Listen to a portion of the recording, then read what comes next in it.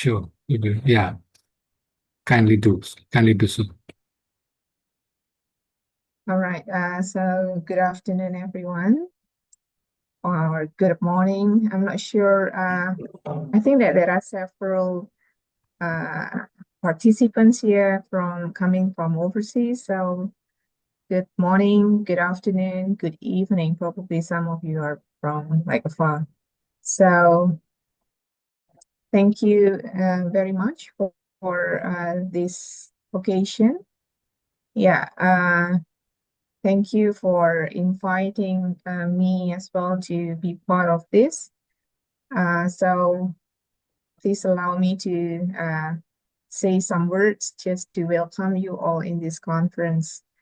So here, I would like, first of all, I would like to express my sincere gratitude to all respected speakers here.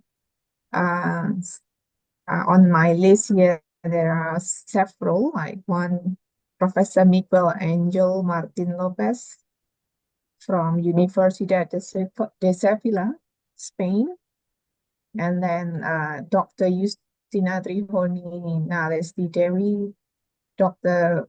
Sister Francisca Johanna Sri Winarse, and then Miss Ade Rodke Ige, sorry if I mispronounce your name, Patau Dio, and Dr. Devi Satya Ningsih. So this is a really wonderful time for us here together here in this Zoom meeting. So welcome to this international seminar on water and food in human rights. It is a very crucial and essential part of our life. Water and food everywhere. Everyone needs these two essentials because they are both rights that define human dignity. We believe that across the world, communities face some crisis of scarcity and inequitable access. These kind of challenges remind us that human rights must speak directly to the realities. So this seminar is, in my understanding, will not be just a lecture, but more like a kind of dialogue conversation. So everyone is having a chance to speak of their voices, opinions, and ideas. So this is a space to share experiences, ideas, and insights. We are privileged to hear from researchers, scholars, or even later students who concerned with this issue. Their voices remind us that protecting water and food is inseparable from protecting culture, identity, and survival. So without further ado, I would like just hoping that this dialogue may inspire our understanding and hopefully collective action in the future to ensure that water and food are safeguarded as rights for all. Thank you so much. I would also like, before I end my speech, I would like to express my gratitude as well to the organizers, especially here, Bapak Henry Thomas Simamarta, Father Andreas Tiawan, and Bapak Marcus. So thank you very much for spending some of your energy and time to organize this. Good afternoon. Thank you.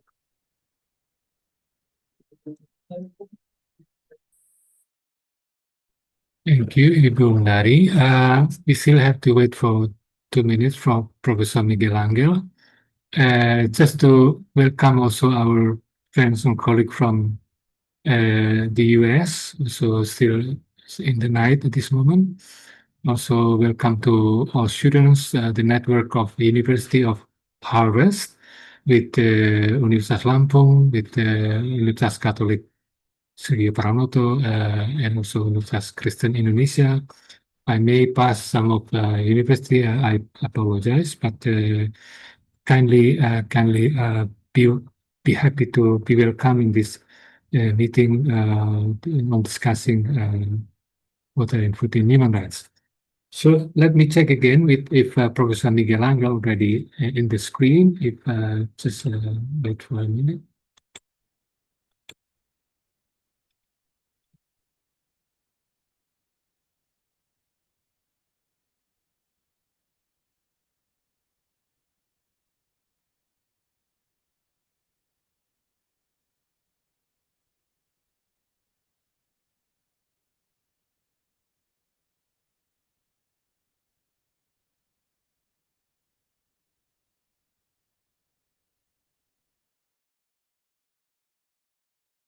He is in now. Just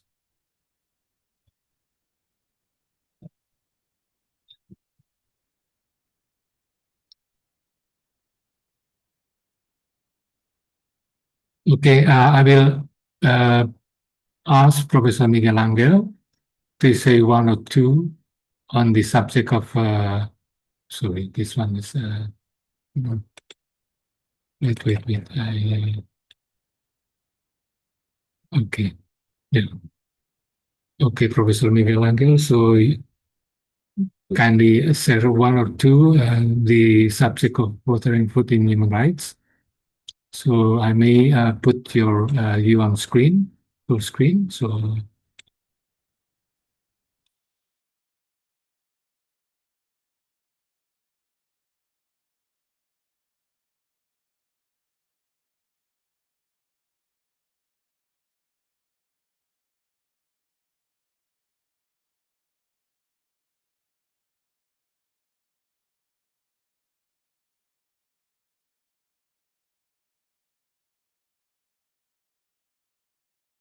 sorry.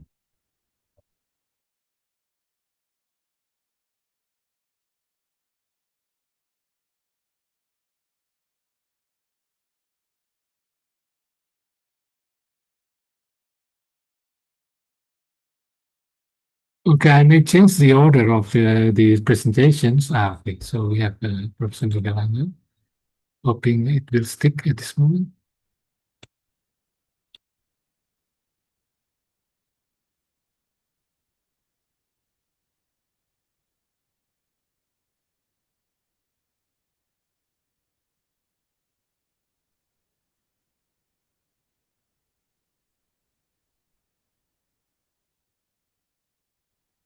There, Henry? Yes, please. Yes, I can hear you. Yeah. Okay, great. But my screen is not, my camera is not so good. I'm going to. No problem. We can see you. Okay. Yeah. Nice to see you, Henry, and colleagues.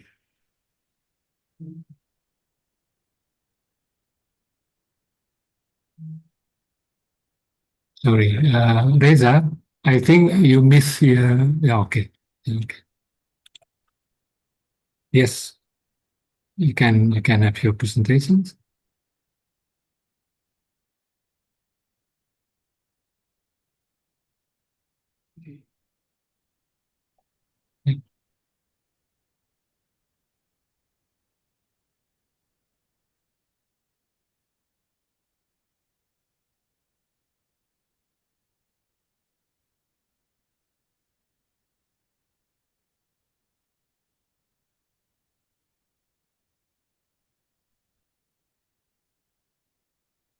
Okay.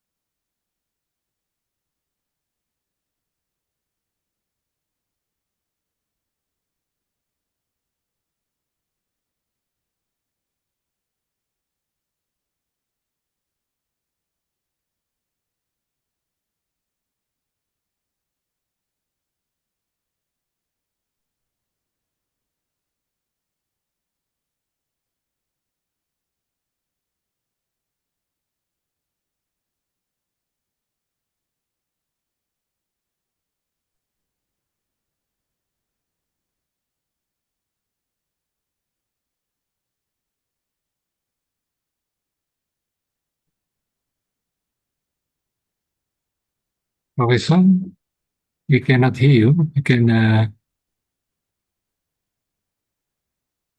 Henry? yeah, we can hear you, yeah. Okay. Mhm.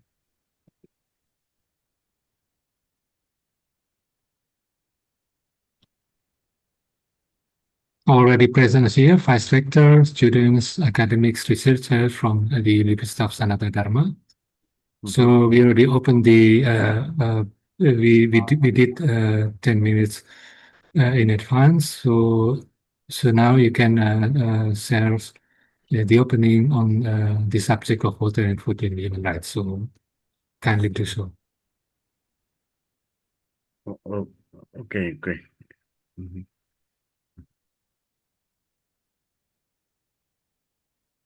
Uh, Henry, who is beginning? You now, you can begin now. Yeah. No, okay.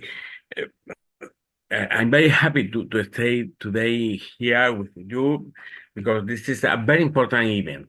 We need to make congratulations to Henry Mata, Apintlaw, the university that is hosting this very important seminar because we know the moment very complicated in the world, no? The war, conflict, but it's necessary to work to promote human rights.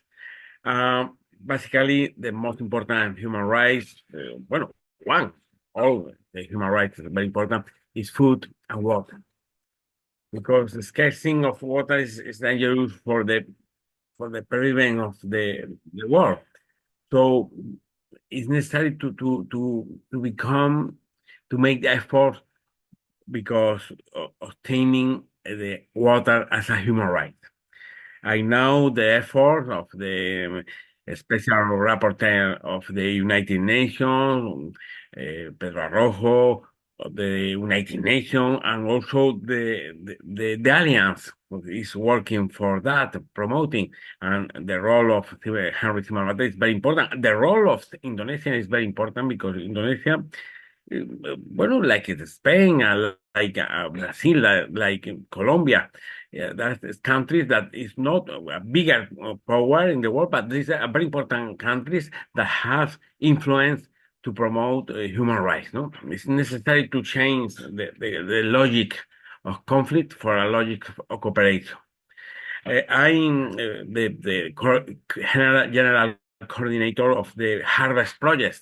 That this is a very important project that we are working in a network between European universities and South Asian universities like Vietnam, Cambodia, and also University of Lampung, University of Uki, also Apintlaw. We are networks also with Soegijapranata University, and I think that it's very important to have a wider alliance, a wider network. No?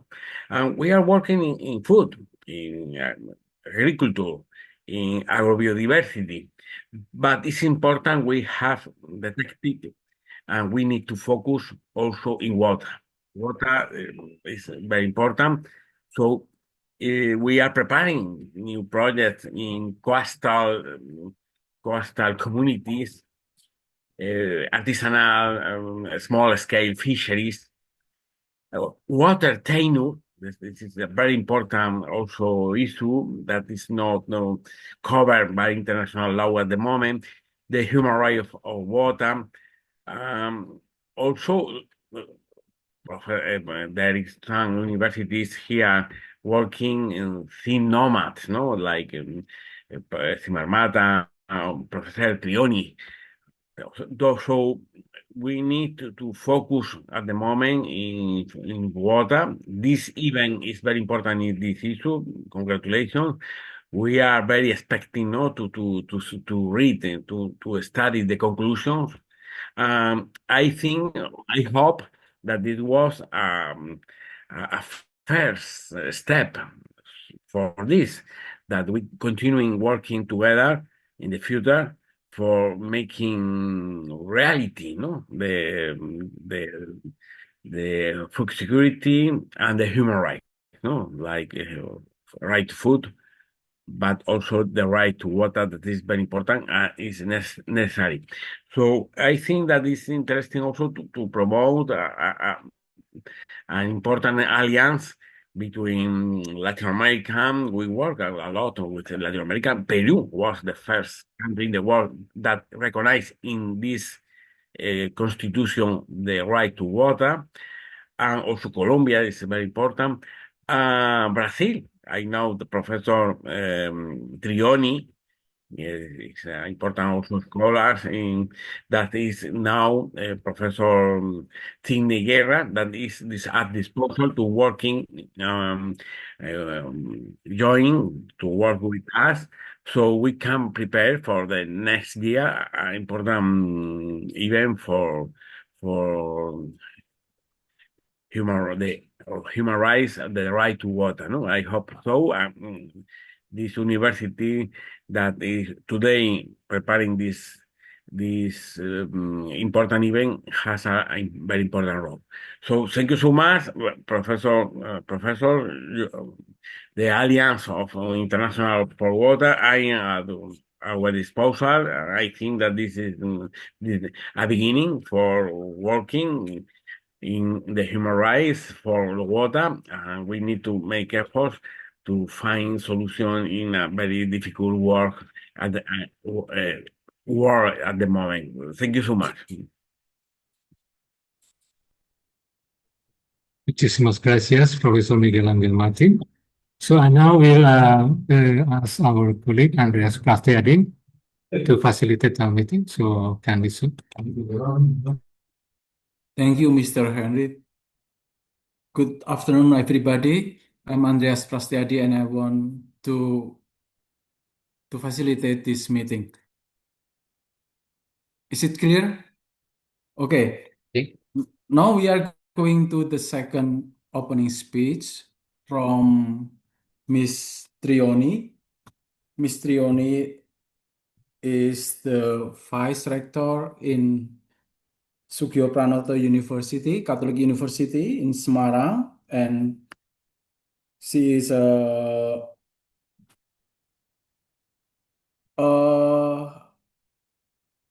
distinguished scholar in law and human rights, I think. So let's welcome Ms. Trioni, and please give us your opening speech. Thank you, Pak Andreas. Can I revise your statement that I'm not the vice rector? I am the head of the center of the research and community engagement center. Thank you so much. Yeah. It's okay. Good afternoon, everyone.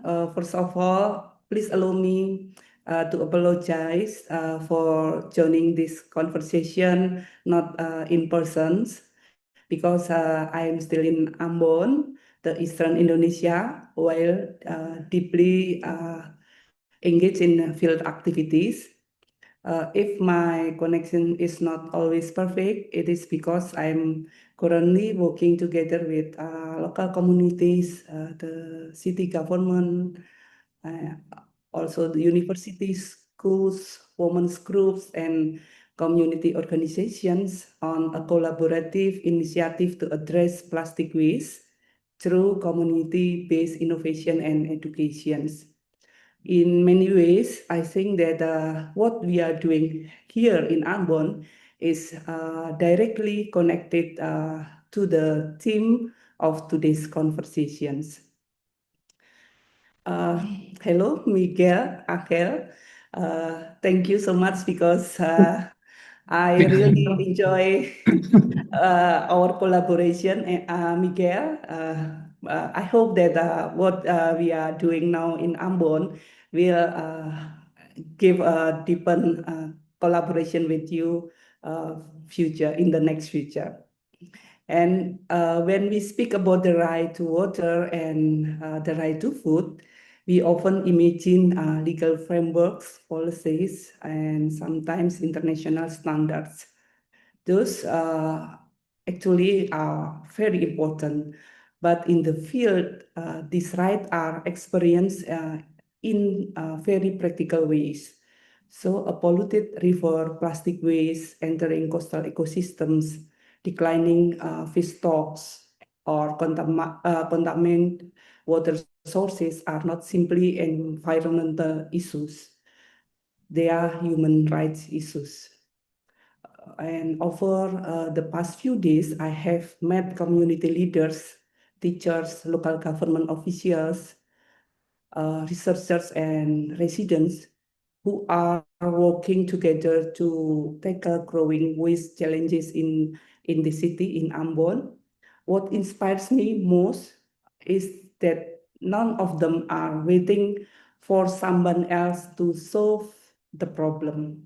They are contributing their own knowledge, energy, and resources, and they understand that protecting the environment is ultimately about protecting people. So this experience reminds me that access to water and food cannot be separated from how we govern our natural resources, how we manage waste, how we educate future generations, and how we build partnership across society. So that is why I'm particularly pleased to join this international conversation today. I would like to express my sincere appreciation to the Universitas Sanata Dharma, People's Water Forum Indonesia, KRuHA, Apintlaw, and Providentia Dei Foundation, and all organizers for creating this important platform.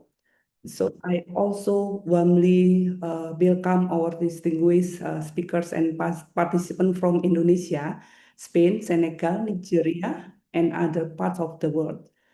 Uh, what makes this forum valuable is not only the expertise gathered here, but also the diversity of the experiences represented. We are bringing together scholars, practitioners, activists, also faith-based actors, and community advocates who work on the front lines and environmental and social challenges. And also, I'm especially encouraged that today's discussions recognizes the importance of listening to communities. Too often, debates about water and food take place far away from the people most affected by environmental degradation, land conversion, and also extractive industries, also unequal access to resources. So, many of the most innovative and sustainable solutions emerge from communities themselves. As universities, we also have a responsibility. Our role is not merely produce knowledge, but to connect knowledge with society, to learn from communities and to support solutions that are both scientifically sound and socially just. The challenges before us are significant. Climate change, pollutions, biodiversity loss, and growing inequalities continue to place pressure on water system and food system. However, today's gathering gives us hope.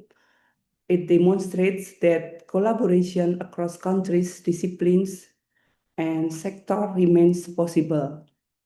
From Ambon, where local stakeholders are working together to address plastic waste and protect their environment, I'm reminded that meaningful change often begins with dialogue, trust, and collective action. I hope today's conversation will strengthen our shared commitment to ensuring that water and food are not treated merely as economic commodities, but as foundations of human dignity, social justice, and sustainable futures. Thank you very much, and I wish all of us fruitful and inspiring discussions.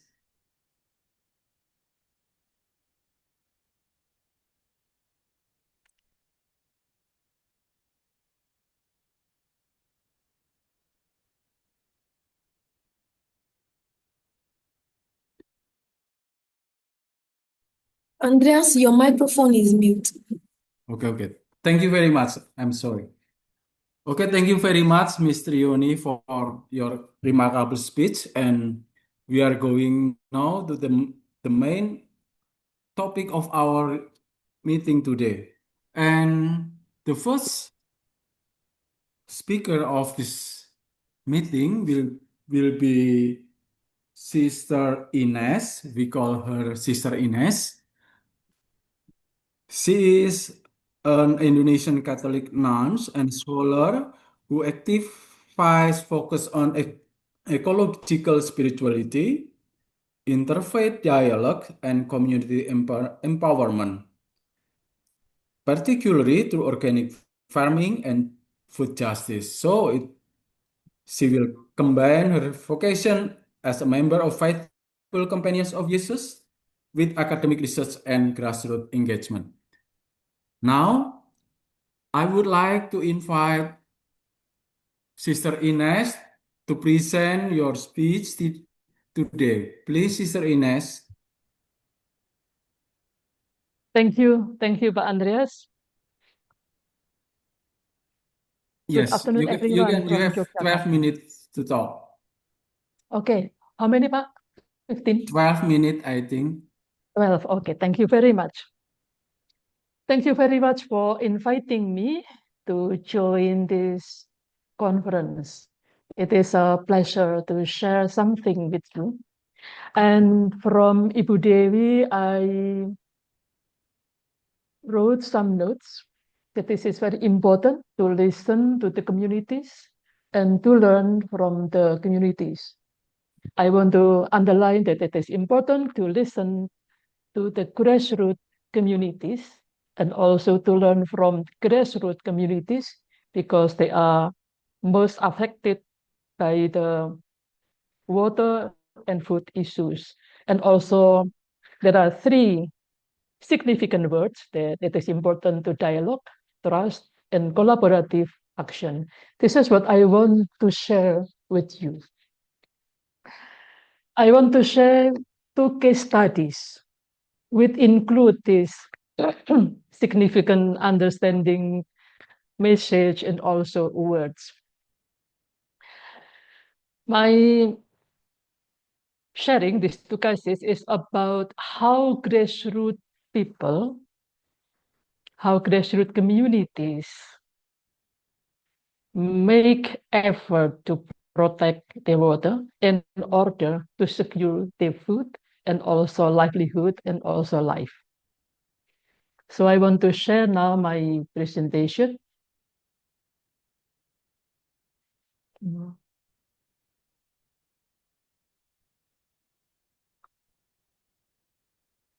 I wonder if you can see my presentation. Not No? yet. Yeah. Okay. Pak Henry, can you help me to present Sure. this? Okay. Yeah. Thank you.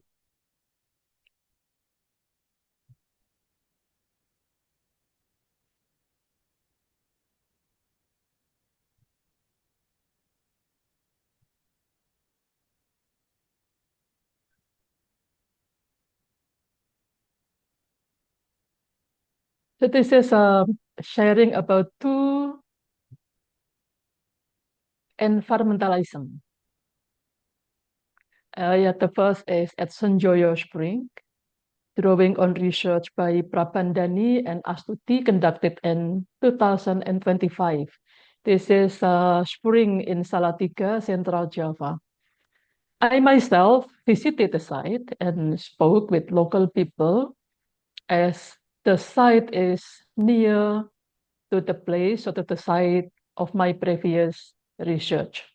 And the second case is action in Ngargomulyo Paris, Paroki Sumber, based on my own research back to 2022. Okay, next slide. Next slide, Henry. Okay. What I mean with environmentalism, the previous slide, please. Okay. What I mean with environmentalism is a social, political, philosophical movement to protect environment. and conserve its degradation caused by human activities. Environmentalism advocates for sustainable natural resource use for present and future generations. So this is I want to that everyone here start from this point of view. Okay, next slide, please. So let's start with data. I got the data from Mansoku et al. In their research in 2015. 70% of the fresh water on this planet is used for agriculture and its broader meaning. It includes farms and also animal husbandry. And in 2015, more than 2 billion people face water scarcity. And the pressure of water scarcity is increasing due to population growth, land conversion, and climate change. So what do people usually do to respond water scarcity? Mostly technical solutions, such as building dams and reservoirs, better irrigation, and in agriculture, experts may inventing several kinds of seeds, including drought-resistant crops. And also we may learn about smart agriculture. We may learn about communities planting trees. And you can say many more activities to protect environment, including water and food. All are necessary, important, and valid.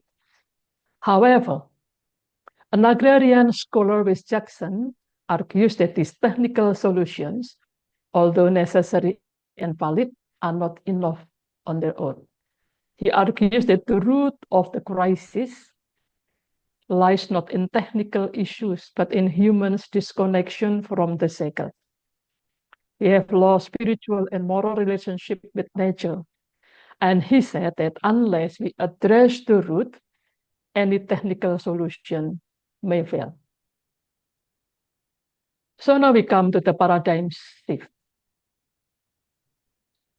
Next, please. Okay. Jackson calls for a paradigm shift from the industrial to the ecological paradigm. So he calls us to shift our paradigm in viewing, in understanding, and seeing the nature.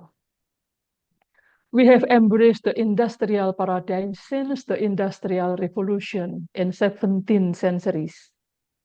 Human views nature as a collection of things, as an object, valuable only for what it can give us, with human as masters. So what Ibu Devi said about what happened in Ambon is how people maybe throw the rubbish to the river because river is trash bin, a dump site.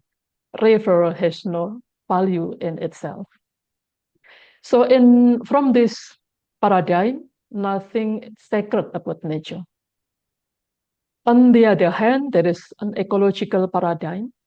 Nature is a living community where every creature carries intrinsic value, including river, food, insects, stones, soil. Anything in nature carries intrinsic value. And where all living beings live in interdependence and interconnectedness. Some of local communities preserve this tradition, this paradigm. And for people of faith, we add one more figure that is God. God is the creator, and humans are God's trustees. Creation is sacred because it is God's creation. Humans do not own nature but God. Okay, next slide, please. Discussion of water and food is never simple. Never simple. Because food and water are multidimensional entities. Food and water embody biological, cultural, social, economic, political, and spiritual dimensions. In many traditions, When we meet people, even the stranger, the question will be, have you eaten? So this is a very common in many traditions in the world. So food and water is a multidimensional entities. And across religious tradition, including indigenous religion, Hindu, Buddhism, Christianity, and Islam, water appears as a symbol of purity and spiritual transformation, and food symbolizes the divine scale. For us, the Catholic people, God become food in the Eucharist. So food embodies spiritual meaning. This presentation is going to amplify on that ignored dimension, cultural and spiritual dimension, and I will focus on water. Scholars may focus on biological dimension, social, economic, political, but research on spiritual and cultural dimensions is underdeveloped, is quite rare. So now we are going to look at two examples of environmentalism. Okay, the next slide, please. First is the Senjoyo Spring communities in Salatiga, and the second, Gerakan Masyarakat Cinta Air, the water-loving community movement from Paroki Sumber in Ngargomulyo Paris on the slope of Mount Merapi. Both portray culture and religion as driving forces. The first case study, Senjoyo Spring. Farming communities, farmers live around Senjoyo Spring, with two religious traditions live coexist: Jawan or Javanese religion and Islam. The people understand that farming depends on Senjoyo Spring. No water means no farming, no food, no livelihood, no life. So for them, caring for Senjoyo Spring is a must.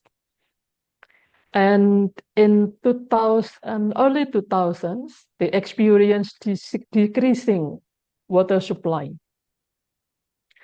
And they began to build thousands of infiltration water atau sumur resapan to collect rainwater. So the communities, supported by some institution, also government, building sumur resapan. In 2016, they had built more than 2,000 infiltration wells. Water comes back abundantly. But aside from this technical solution, cultural and religious practices have contributed in the spring conservation. And the intentions of these people are cultural and some are spiritual, but the result is the water conservation. Next. From Javanese culture, there is a Dawan ceremony. So this is a cultural ritual, a ritual of gratitude to God for blessing them with water.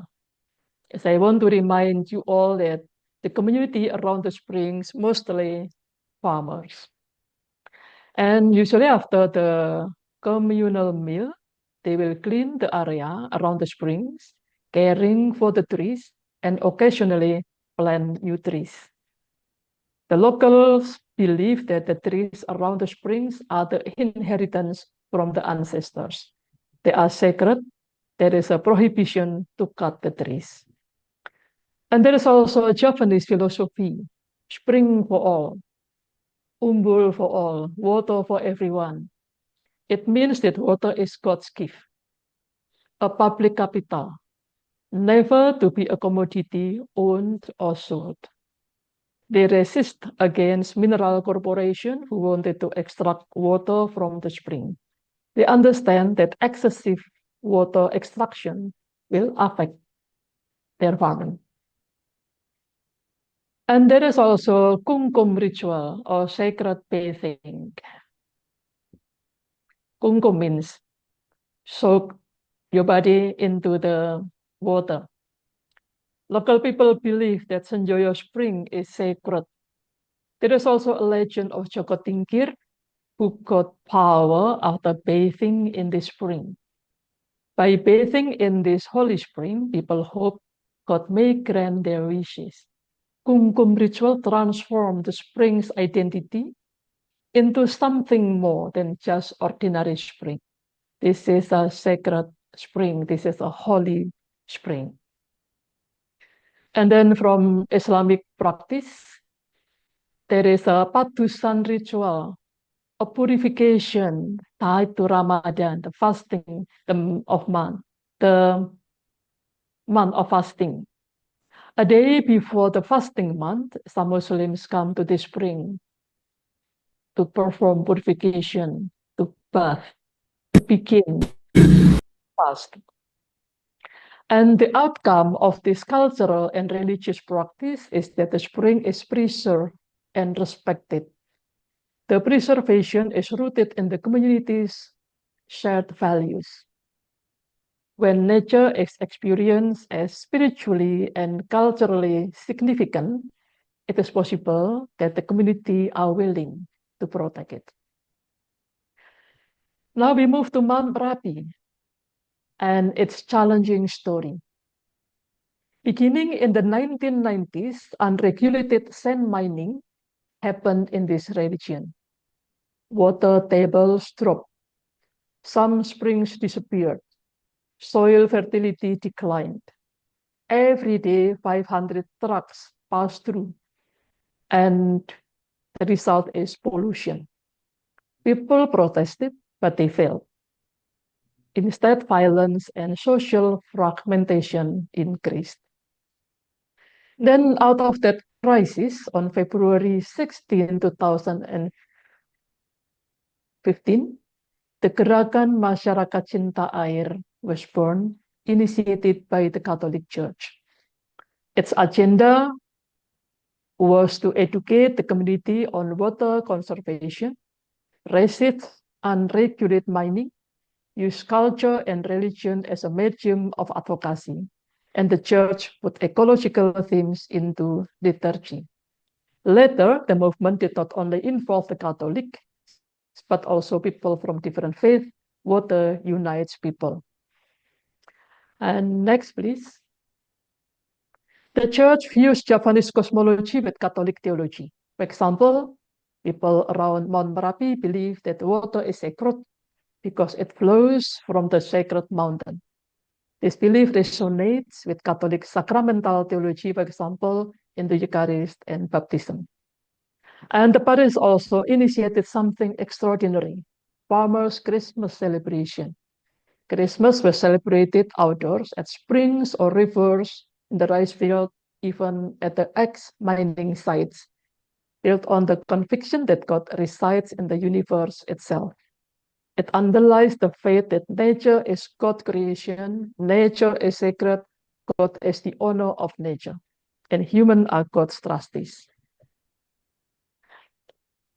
Sometimes the priest bless a spring, seeds, or farming tools using the holy water. The blessing symbolizes that spring is sacred. And there is a picture of this. Please, next. Yeah, this is. So this is pictures from the Christmas celebration with the priest blessing seeds and farming tools. And as I said before, other believers, for example, from Muslim communities, they joined in preparing and celebrating these events. Ecological commitment to conserve water became a cross-faith action. And why this approach works? Next, please. I suggest that there are 4 reasons. First, intrinsic motivation. People participate because water conservation expresses their cultural and religious identity. In other words, this is a bottom-up movement. Second, when a spring is considered holy, people may defend it with perseverance. Strip away the sacredness and transform the sites into profane ones, then we may strip away the deepest motivation people have. And third, there is a built-in social institution. Rituals and gatherings are already exist. And fourth, solidarity across faith. In both movements, religion united rather than divided.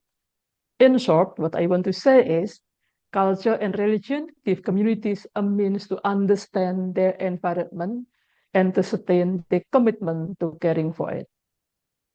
The next, the implication. So what does this mean for policy and strategy? We may withdraw three ideas. It is important to recognize culture and religion as legitimate partners in water conservation, not as an obstacle to modern approach. And protection of sacred sites within environmental law may help enhance conservation. And also it is significant to insert local cosmologies in our formal education. So a young generation will understand our ancestral cosmologies. And I want to end this presentation by revisiting our starting point. Water is alive, a capital resource, a divine gift, relationship. In both case studies, cultural and religious values are expressed through practice that positively impact water conservation. I assume that in turn, the practices reinforce their cultural and religious commitments. So thank you very much indeed. Thank you very much, Sister Ines, for your very, very inspiring presentation, especially about your case in two communities near the Merapis Mount. And we are going to the second presenter today. I would like to ask Mr. Reza to invite our second presenter.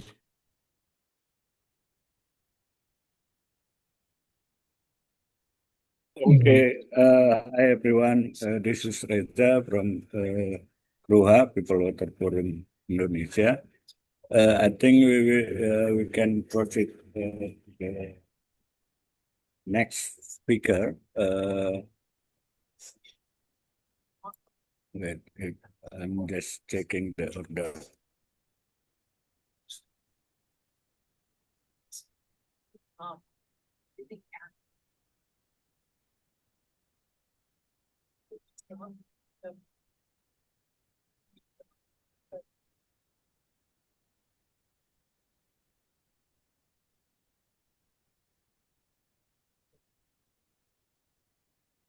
Okay, this is our very close comrade Aderongke. You can see, I will share again Henry put Aderongke as our very close comrade within Water Justice Network, also People Water Forum. She is qualified as jurist with extensive work. I think I will let Aderongke to introduce the chat. Aderongke, you have a presentation to share. Thank you so much, Reza.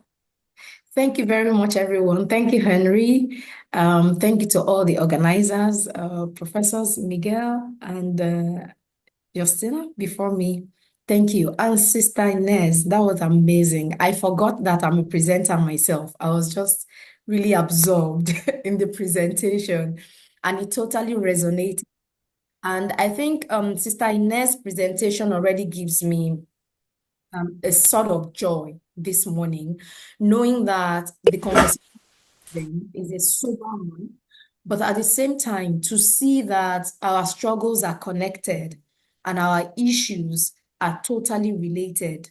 also means that whatever we are currently doing as a people to bring solutions to these problems, it means we are on the right path.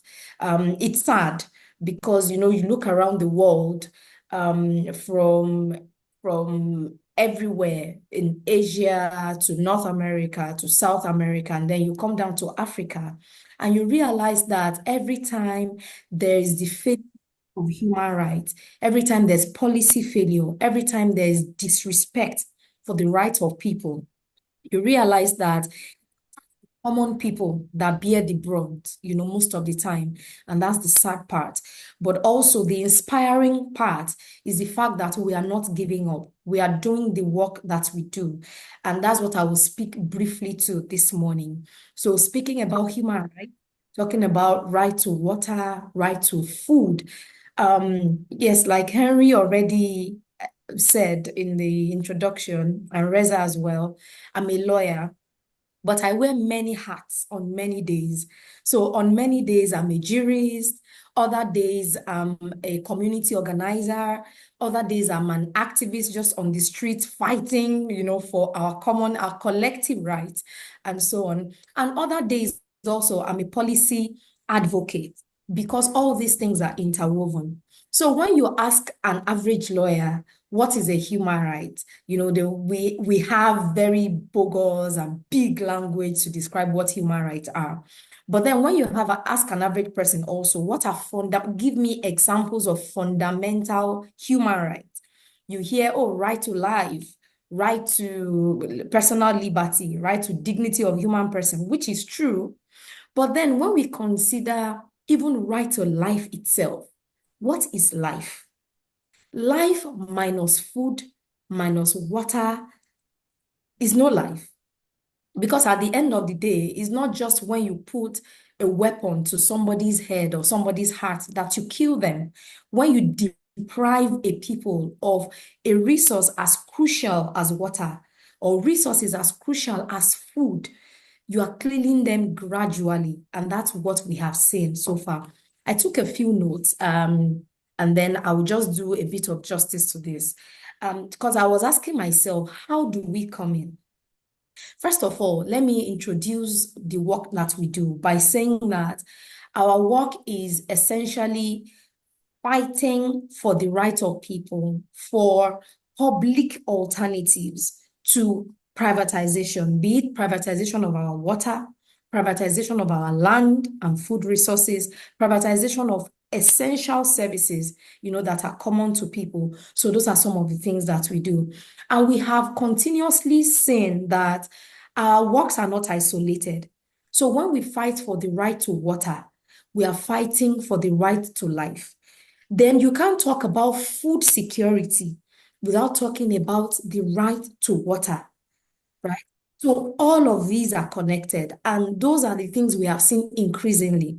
And like Henry will tell you, we work in collaboration. I am with the Africa Water Justice Network, but that's also because we have realized that none of us can work in isolation. The struggle you have in Indonesia, the struggle you have in India, when you come to Nigeria or you go to Ghana or you go to Tanzania or Senegal, you realize that they're actually very similar. What is different is maybe the terrain, maybe the demographic. But when you look at the enemies of public good, they are common. And I will mention a few of them. So we've seen some of the problems in parts of Africa where we work, also centering Nigeria, that some of the issues that challenge our human right to water, our human right to food. Number one on my list, I have corporatization, which is also privatization. So when we begin to privatize essential good, public good, something as important and necessary as water, what happens is that we begin to experience a kind of survival of the fittest. So what you are saying is that when you privatize, things become more expensive. Workers are laid off. And then when things become expensive, what happens? Only people who can afford certain resources we begin to have them in abundance. And then what we are telling the rest of society is that they should go to hell. We are sentencing them even before their death. And that is what we have seen in many of our communities. I will show you some pictures and some things that I have presented, also knowing that I have limited time. So I hope to do justice to that within the limited time. So apart from privatization, we have also seen a huge problem of exclusion, gender exclusion in food and water governance. And that is very contradictory, because when you look at social reproduction, you realize that also the people you see bearing the largest burden of provision of water, sourcing for water, going to faraway rivers and streams to look for water, to provide food for the family, and to do domestic chores, they are usually women. You know, in many of our traditions and cultures, you see that when there is a lack of water in our communities, women and girls, they wake up as early as 4 a.m. Sudah lulus. Wih, puji. Okay. That was an interruption. Thank you for muting the person. So you realize that you find our women and girls usually going far away to source for water, to provide food for the family and do the domestic chores and all of that. That is reality in many of our communities. And then when it comes to the governance of this same water resource or land resources, whereby we get our food, whereby we get other things that Mother Earth uses to feed us, the people who bear the brunt are also the women. So it becomes very counterproductive when you have a totally patriarchal land management system, water governance system. You don't find women there. But when it comes to providing those resources or suffering in the bid to provide those resources, the women are expected to bear the brunt. So that's another one of the challenges that we are combating. The other one is land grabbing. And this one is very much associated to corporatization and privatization. You find that external actors such as international financial institutions, you find the IMF many times, International Monetary Fund, you find the World Bank, you have all these other institutions that have financial resources. They come in and then they bring very ridiculous conditions or conditionalities for governments across Africa to access funding. You know, sometimes you find them saying that, oh, you have to maybe privatize the public sector, you have to maybe deregulate your economy, maybe you have to devalue your currency, you know, just many, many conditions that don't favor people at the grassroots, people in the communities, you know. So you have also private individuals who can control resources, grabbing land, grabbing water, grabbing even water bodies, and that becomes very problematic. Another one I've written here is the problem of extractivism. I think somebody made allusion to it earlier. I think it was the professor, where you have also corporations or industries in Nigeria, in many other parts of Africa, in Uganda right now, East Africa, countries in East Africa, Kenya, you find also that oil, fossil, or when you say, oh, fossil fuel has become a curse. When oil was discovered in Nigeria in the late 50s and then 1959, then going into the early 60s, people said, oh, blessings have come because now oil has been discovered. This is the ultimate oil boom and the blessing of the people. But guess what that oil resource has become? It has become a curse because that led to extractivism. So you find corporations or companies extracting, and then in a bid to extract, they pollute the water bodies. What happens then is that communities, grassroots communities that are predominantly farmers, that are fisher folks, and so on, they have been rendered jobless. Now livelihood has been destroyed because oil is floating on water, fishes are dying, aquatic life is nothing to write home about, the land is polluted, so even farmers cannot farm and things like that. So those are some of the issues that are huge. Let me quickly just share my screen to show you mostly pictures. Because I feel like time is really fast spent, so I will not attempt to present again. I've done my presentation in speaking. I just want to show you the commonalities when we talk about. Can you see my screen yet, please? Yes, we do. Okay, so when we talk about the curse, what has become the curse, we have some reflections, and what I will show you is just to see that this is a problem across Africa, as it is across many of our countries in Asia, in South America, and so on. So we are not claiming that this is exclusive. We are just showing that this is common. So, you know, we have the resolution of the United Nations General Assembly, which we are grateful for. Yes, there's a declaration of water as a human right. Oh, yes, food is now a human right, and so on. But what we see is that that resolution has also not translated in many of our countries, in many of our communities. It's one thing to have resolutions on paper and very beautiful languages, but when it comes to translating into policy directions or even into local laws, you find that this resolution is missing, even in the actions of government and, you know, just actors in general. So that's what I just wanted to show in that slide. Then here, I'm showing that there's a track record of failure of privatization of water resources, of land resources. And so this is just to show what we saw in Tanzania, what we saw in Gabon, and these are places where we have worked. So I will release this presentation afterwards just so that I can save our time. So these are some of the fallouts in Gabon, in Cameroon, in Ghana, in Kenya, in Mozambique.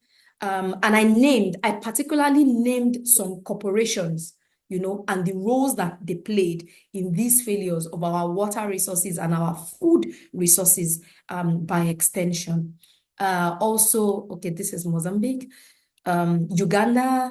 Okay, so what are we doing? That is the question. So what we are doing is very simple. We decided to build a movement. And the movement, we promised ourselves that it was going to be people-centered, but just beyond being people-centered, it also has to be community-driven.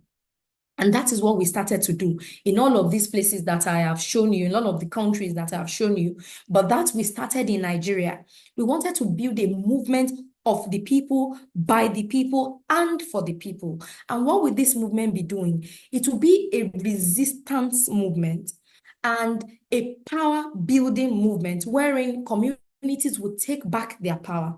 Communities have always had power. We have never lacked power.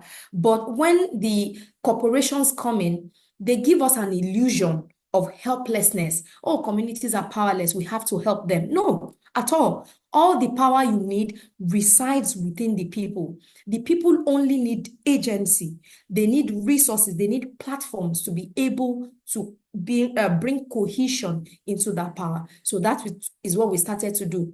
And we started to have rallying demands. What do those demands look like? They are demands, first of all, towards our own government, internal government. Then beyond the internal, we look at regional bodies, because sometimes we fight in isolation, as I said earlier. But when you also realize that for West Africa, for instance, you have the ECOWAS, Economic Community of West African States. For East Africa, you have the East African Community as well, or committees. For South Africa, you have the SADC, you have the Southern African, bodies and so on. So we also began to channel these demands into the regional bodies. This we can adopt for all our continents, as appropriate. Also, our final struggle is addressed towards the international financial institutions, knowing that these people control resources. So if we are going to obtain food security and water security or human right to water, we need to also channel our demands to the people who are funding the opposite. And that's what we are doing. So these demands vary depending on your country, on your community, and the specific nature of the struggle that you are involved in. So these are the bodies that I showed here, and these are the demands specifically. Yes, these are the demands to the regional bodies. These are the demands to our own government. These are the demands to the international financial institution. And this photo is very representative. For many of us, I think we can identify with this photo because we are fighting a giant, and the giant can look like anything. The giants can look like corporations that are opposed to the people or the rights of the people. These giants can also look like governments that are unfriendly to people power or that are unfriendly to people-centered policies. So anything that is militating against the right to water and food security, or even to human rights in general, is this giant standing. And then it looks like the people are this tiny boy just fighting, just pushing, just fighting. But then guess what would happen if we have 1,000 or 1,000,000 of this young boy? They will bring down these giants. And that is what I'm representing with this picture. And the lesson, one of the biggest lessons that we have learned in this struggle is that when we stick together, our bond is harder to break. So as a person, it might be difficult for me. As an organization, it might be difficult for you. As an institution, a university, it might be tough.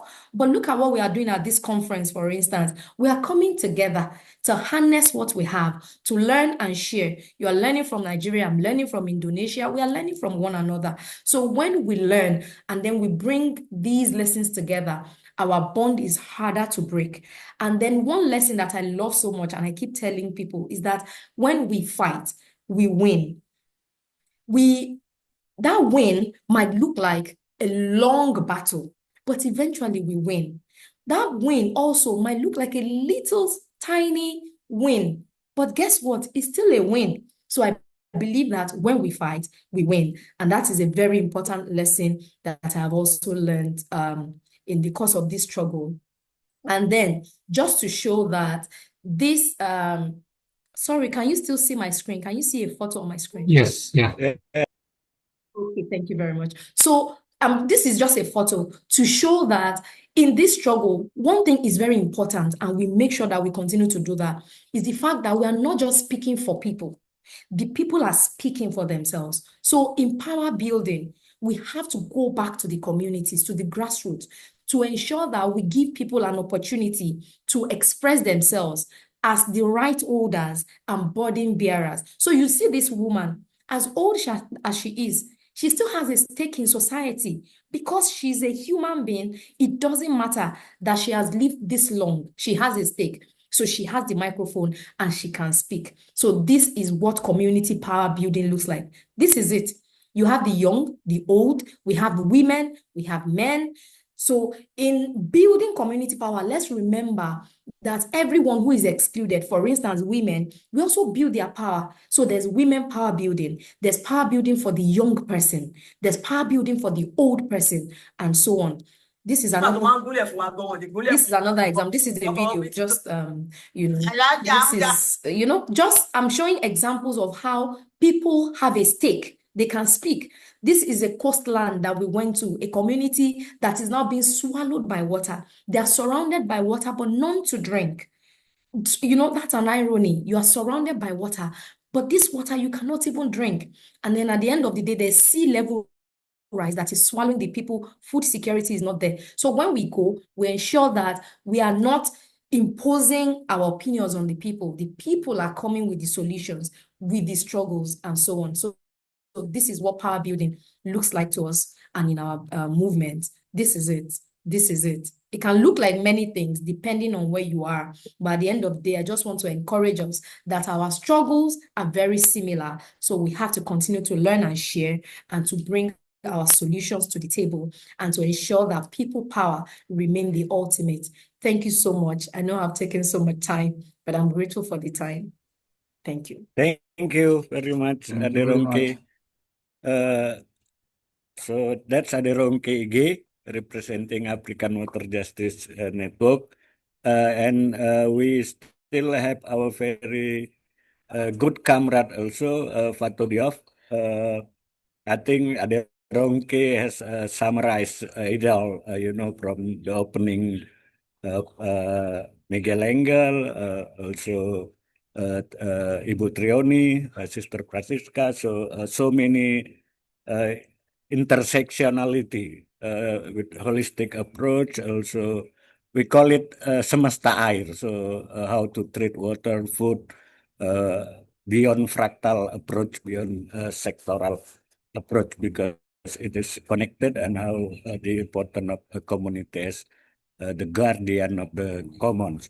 So we will have Fatou Diop who just worked so hard in the last UN Water Conference in Senegal. So Fatou, it's your time now. Thank you very much, Riza.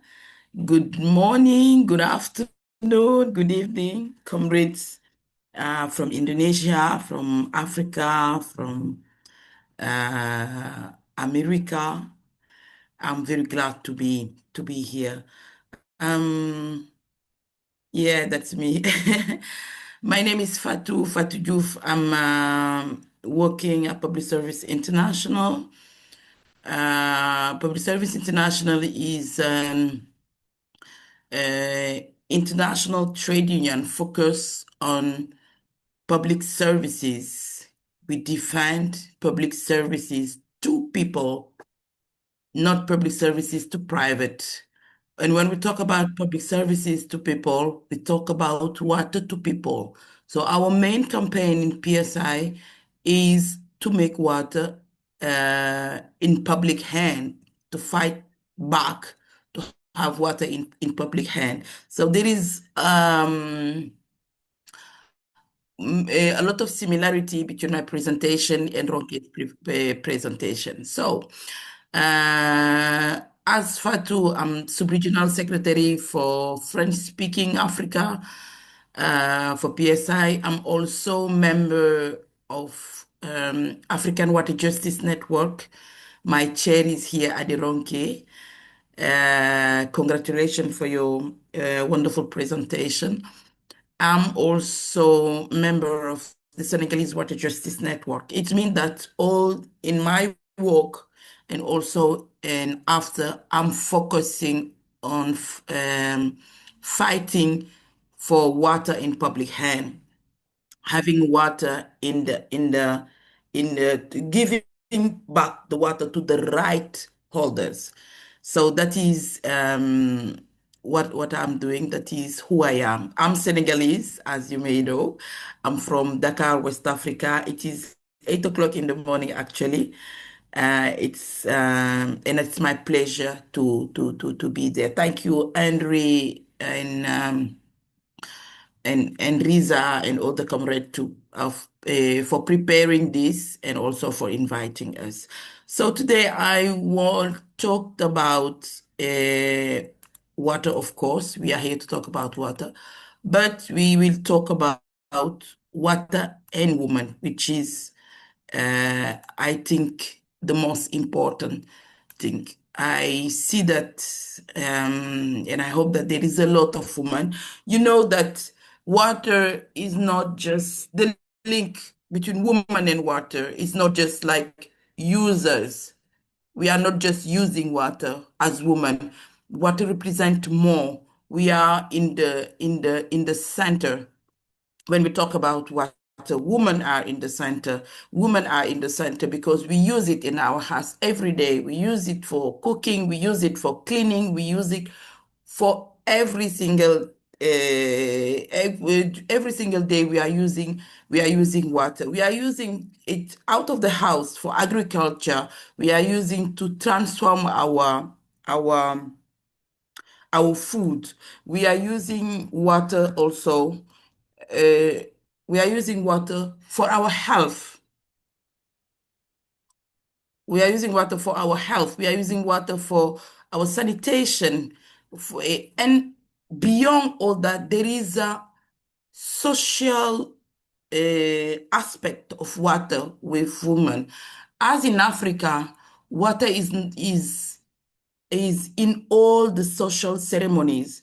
Like, for example, in my country, Senegal, when a baby is born, the baby is first put in water. The baby is cleaned. When you get married, you have before leaving your father's house, you have to get cleaned.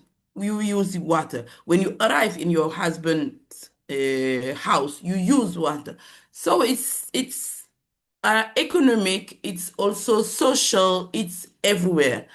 But the thing is, this is a contradiction. We have, as women, we carry the burden of water, but we rarely control the decision about water around Africa, and I'm sure it's the same in Asia. So it is important to talk about the connection between women and water. Water tenure is about the right, the rules, and the power relation that determine who can access water, who can use it, who can manage it, who can decide its price, and who is protected when water become scarce or expensive. I'm glad that Aderonke did her presentation before me. She talked about that big giant and that small boy. That big giant are the corporate. And that small boy, I would love to have a small woman, a young woman on this picture. I think that it will be more expressive. So for women, especially in Africa, water tenure is not a technical issue. It's a question of justice, survival, and economic power. Across the continent, women and girls are the first affected when water is not available at home. We are the one going to fetch water. We are the one walking kilometers to have water for the whole house. According to the UNICEF, women and girls are responsible for collecting water in 7 out of 10 households without water. This means that lack of access of water is also a lack of time, especially for young girls. Safety, education, it will affect the education of the young girl, income and dignity for women. But the issue goes beyond household water. Women also need water for farming, for market gardening, for food processing, for livestock, for hygiene, for community health. In rural areas, women access to productive water is often linked to their access to land. There is another big subject on that. When women do not have secure land right, they also lose secure access to well irrigation, riverbanks, wetland, and water infrastructure. So the problem is clear. Women are treated as water user, but not a water right holder. But in the reality, we as women, we are the real right holder of water. So what's happening in Africa since the 19? Across Africa, many governments have introduced private sector participation in water services in urban areas through PPPs. I'm glad that Ronke talked about it. Through PPPs, public-private partnership, management contract, concession, or lease contract. The official argument is often attractive, but efficiency, more investment, improved service, and lower public costs. But in practice, privatization can create serious risk when there is weak regulation, poor accountability, and no strong protection for low-income households. And we know that what is happening. When they come, what they sell to us, yeah, with this private company, you will have water every single day, you will have water 24/7, and it won't be expensive. But yes, it is expensive. Why? Because it is private. They are not here for our beautiful faces. They are not here to help us. They are here to make money. And how they will make money? They will charge a big price underwater. And also, they will give us a water in poor quality. I'm giving the example in Senegal, in Cameroon, in Cote d'Ivoire, where in this country, the water is privatized. That is what is happening. Actually, in my house, while I'm talking about water, in my house, I don't have water in my tap, from my tap. So that is the situation we are having, because we are in the very private system. So in the cities, like in Dakar, the impact is very concrete. When tariff increase, when prepaid meter are introduced, when poor neighborhood depend on water vendors, or when households are disconnected because they cannot pay, women are the first to absorb the shock. They find alternative water sources, queue longer, negotiate with vendor, reduce household consumption, and manage the health consequences. So we said that water is a human right. Okay, as a human right, we all have the right to access to water. But what is happening is that when it is privatized, when it is controlled by a corporate, we cannot just say we need because it's a human right. You will give us. No, if you don't pay, you don't have. That is the system our government is introducing. And there is some resistance in Ghana, for example. Urban water privatization was strongly resisted by civil society, by trade union, by social movement, who argued that water should remain a public good, and that private management could increase exclusion for poor communities, just as I said it. In South Africa, for example, prepaid water meter and cost recovery policies generate strong criticism because they place the burden of payment on poor households while weakening the idea of water as a universal right. So this is the catastrophic situation I just described is in the urban area. So just now, let us focus in the rural area where the situation is worse. Privatization is not only an urban issue, unfortunately. In Africa, for example, government and donor. Bogor situ, Bu. Di Jakarta.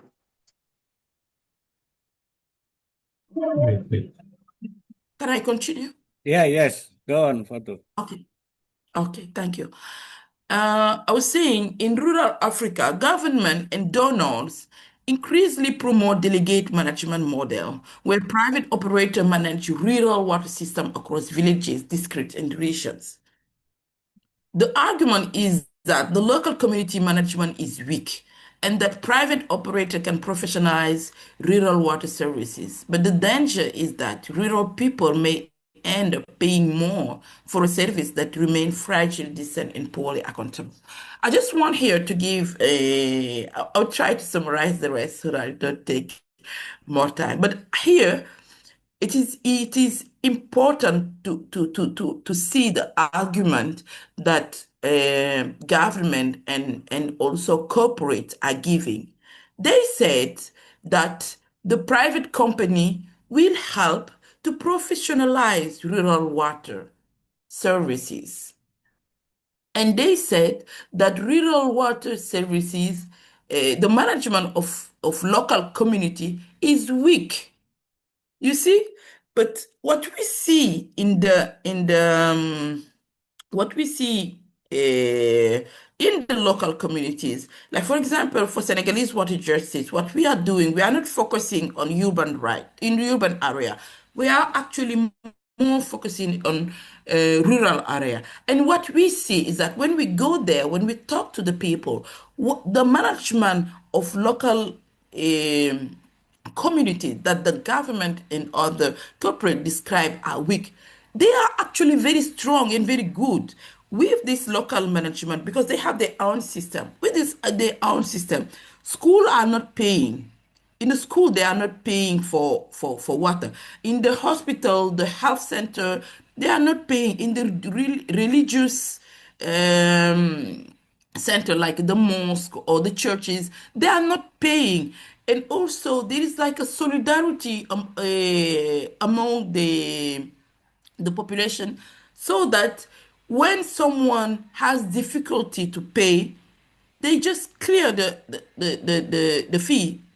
There is no that pressure of paying the bills to have the water.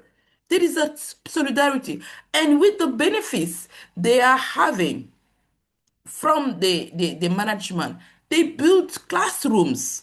They hired nurses or midwives for the health center. They paid for the school when the children come to Dakar for the university. So that's the kind of thing that the rural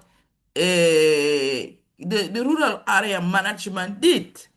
So the water is from the population and to the population. You see, this is what is described a week. And actually, from 2018, since 2018, the rural area is privatized in Senegal. What in the rural area is privatized in Senegal? And what the corporate are doing? Church are paying for the water.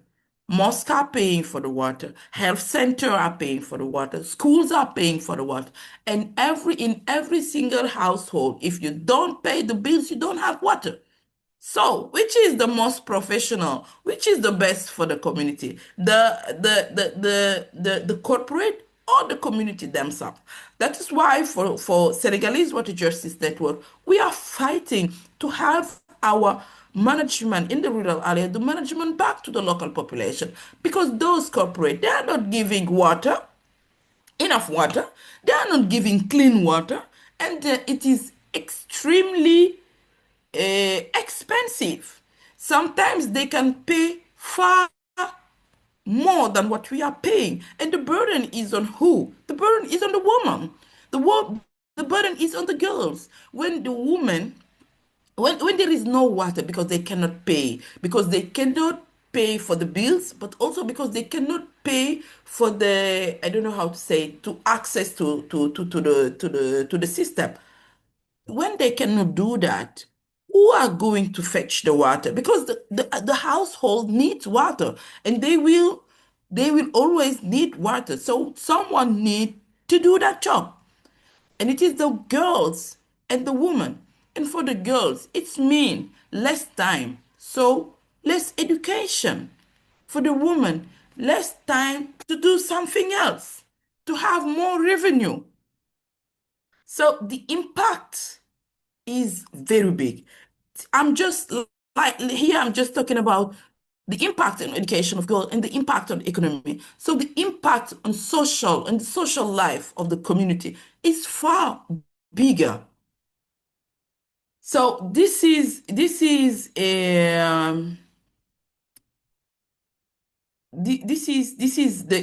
situation where the contradiction between what the government and the corporate said about privatization, both in urban and rural, and what is really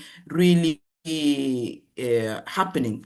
So I talk about Senegal because it's the I'm living it, and it's the country I understand the most.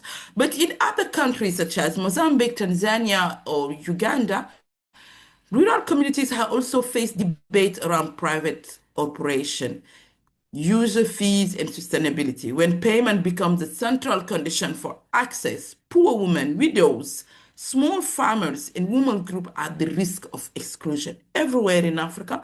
And I'm sure it's the same in Asia also. For rural women, the impact is not limited on drinking water. High water prices or unreliable system affect vegetable garden. And this is what they use. That is what make them have some economy. It affects also small livestock, food processing, school attendance for girls, hygiene, and local food security. So the rural area question is simple. If water becomes too expensive, who stop producing? Who work further? And who sacrifice first? Unfortunately, most of the time it is women. So I focus on privatization because it is really something that affects a woman and her access to water. But let's also talk about climate change and water insecurity. Across Africa, communities are facing longer drought, irregular rainfall, floods, salinization, failing groundwater level and pollution, these are not abstract climate issues. They directly affect how women live and work. When drought reduce water availability, women and girls walk longer distance. When flood destroy water point or contaminate wells, women manage the health risk. When salinization affect land and water, women farmer lose production. And you know that women and land is a very big issue. We don't have access to land, to big land. There is just small land not far from the house where women can make production. But the big lands where they can make agriculture, big farming, are for men. So this is another problem. So when the land is affected, when by salt or any other contamination, the small land that those women have, they lose it. They lose that production. And the impact is that they have less income. And also when pastoralists and farmers compete for shrinking water resources, women face increased insecurity and community tension. Climate change is not gender neutral at all in all issues, not only on water at all. It's not gender neutral. It deepens the existing inequalities. It makes women unpaid work heavier. And I think that it's the same even in every part in the world.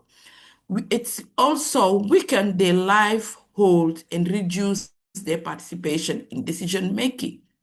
When you are focusing on what to eat, what to drink, how to make it clean, how to do this, how to do this, when will you have time and mind to think about to be at the decision making position? You will not, because we are focusing on the first need, and the first need is the what we are eating, what we are drinking, how to make the house cold, and all, and so on, and so on, and so.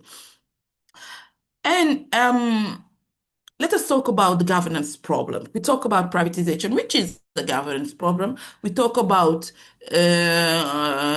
climate change with no governance guiding. So the water crisis is also a governance problem. So often, decisions about water are made by government, by donors.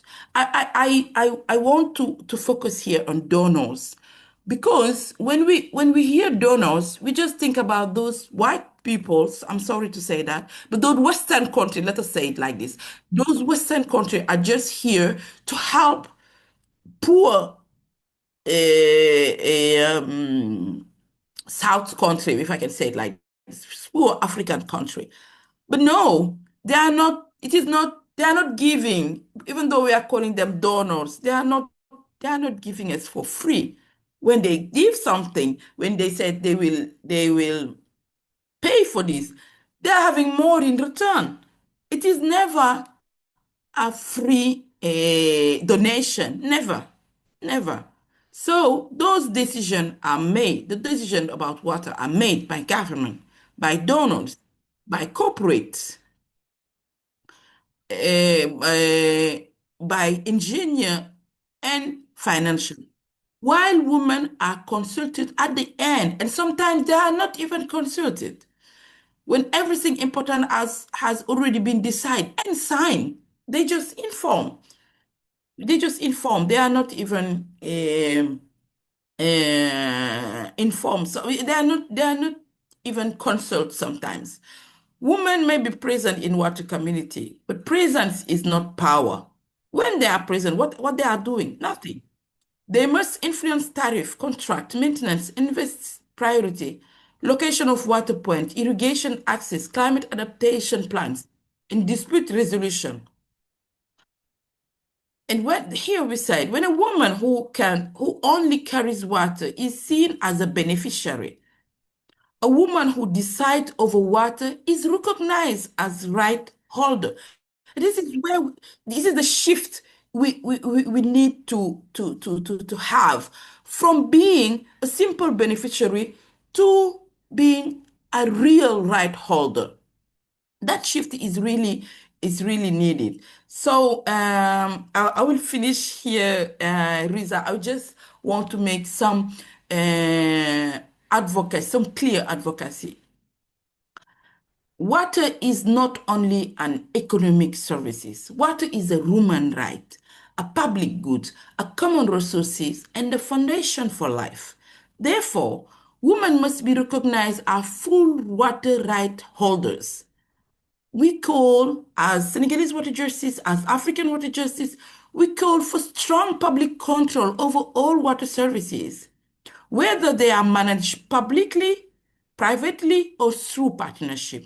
We call for full transparency of water contracts, tariffs, subsidies, and investment obligation. We call for protection against disconnection and unaffordable tariff for poor household.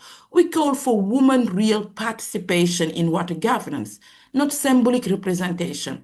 We call for recognition of women productive water needs for agriculture, for livestock, for food processing, and for local economies.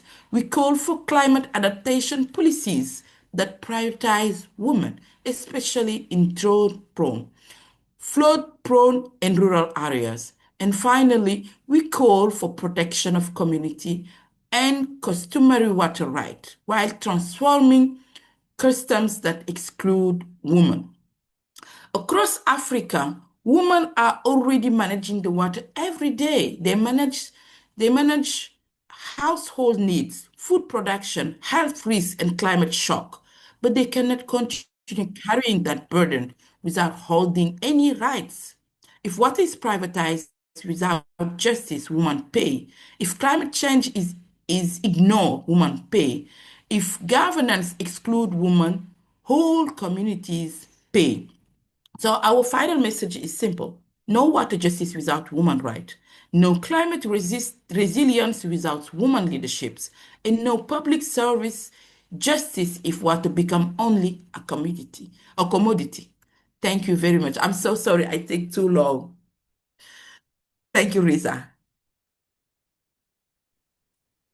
Thank you very much. That is our very good comrade again, Fatu Dio from Public Service International, also part of African Water Justice Alliance, also with Ade Ronke.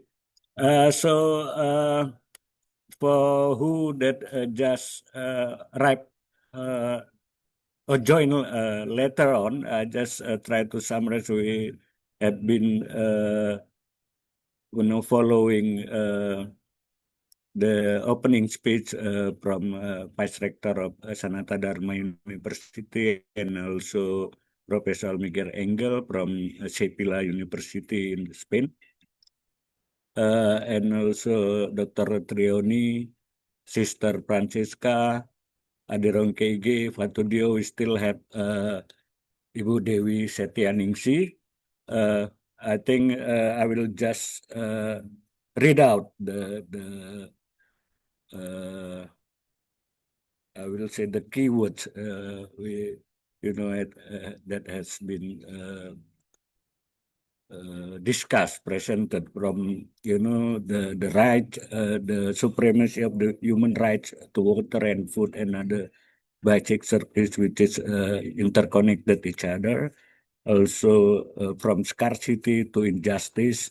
I think Ade Ronke and Fatu also mentioned about how these commons as we are seeing the extension of liberalization in the form of water commodification, also the commercialization of human right and basic services. Also in Indonesia, we have this qualification, but also we call it corporatization, where public body, public system being operated as same as public private entities through proxy market mechanism, using full cost recovery.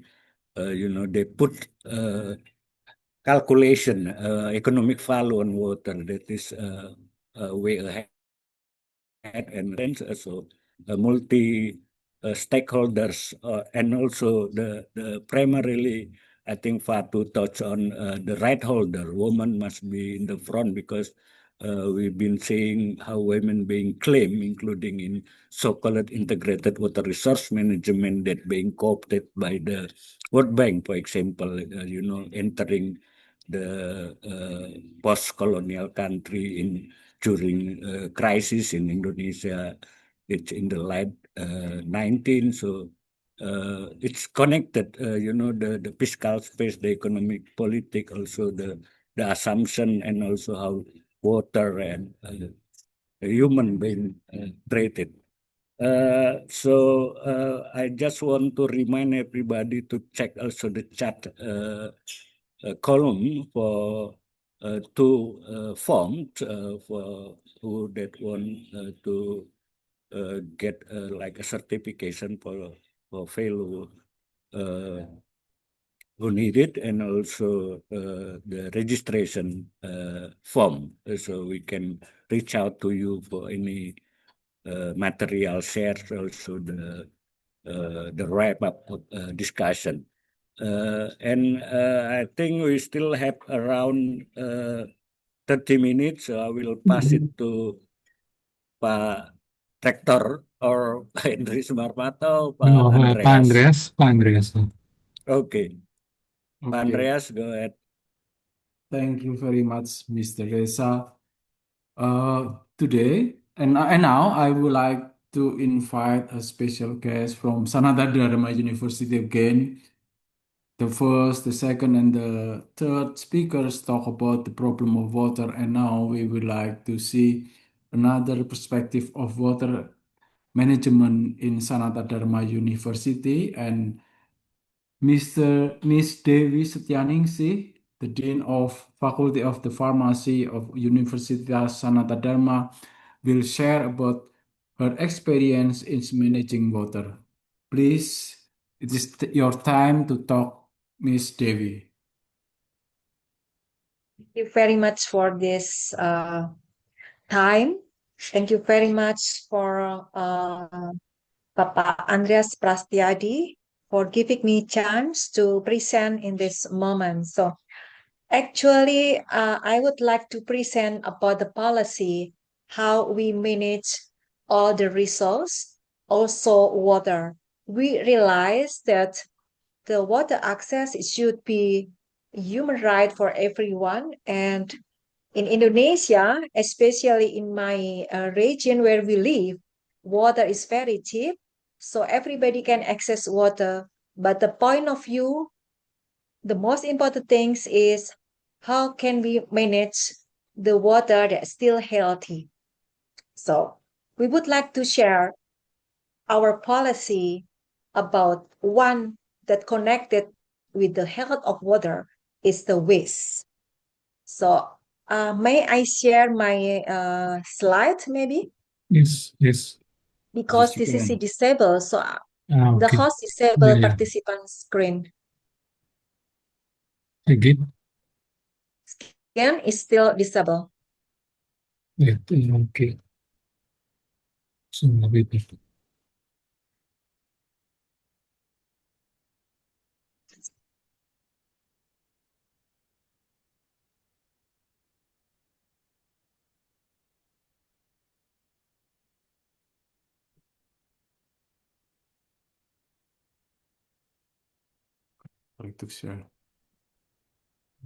Can you send to me? Just I will send you in the chat column. Then I will put on screen. Sorry? Can you put in my chat I will column? send. Okay. Wait.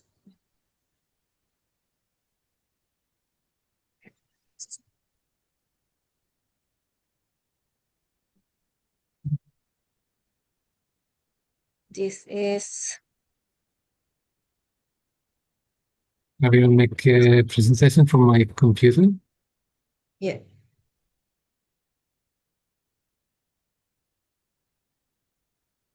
So I already sent. Yeah, okay, sure.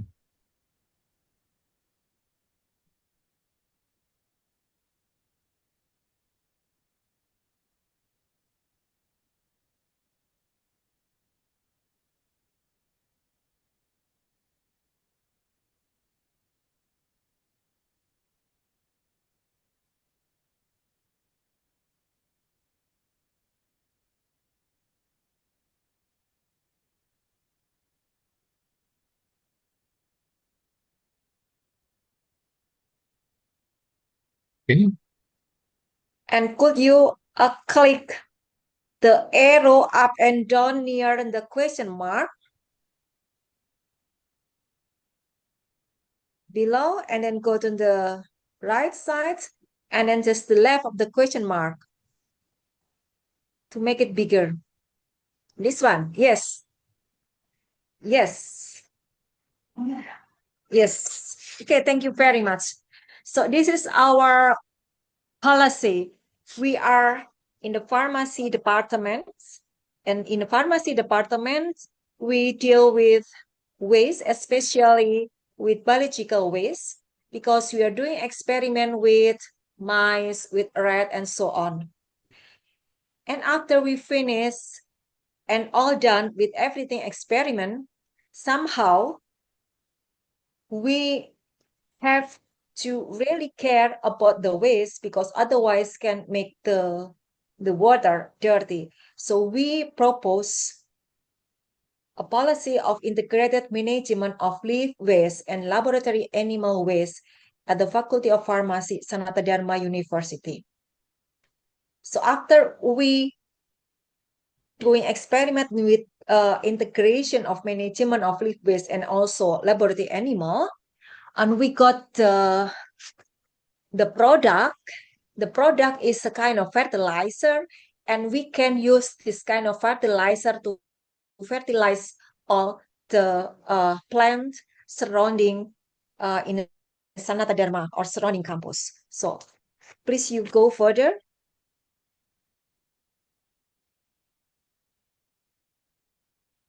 Yeah.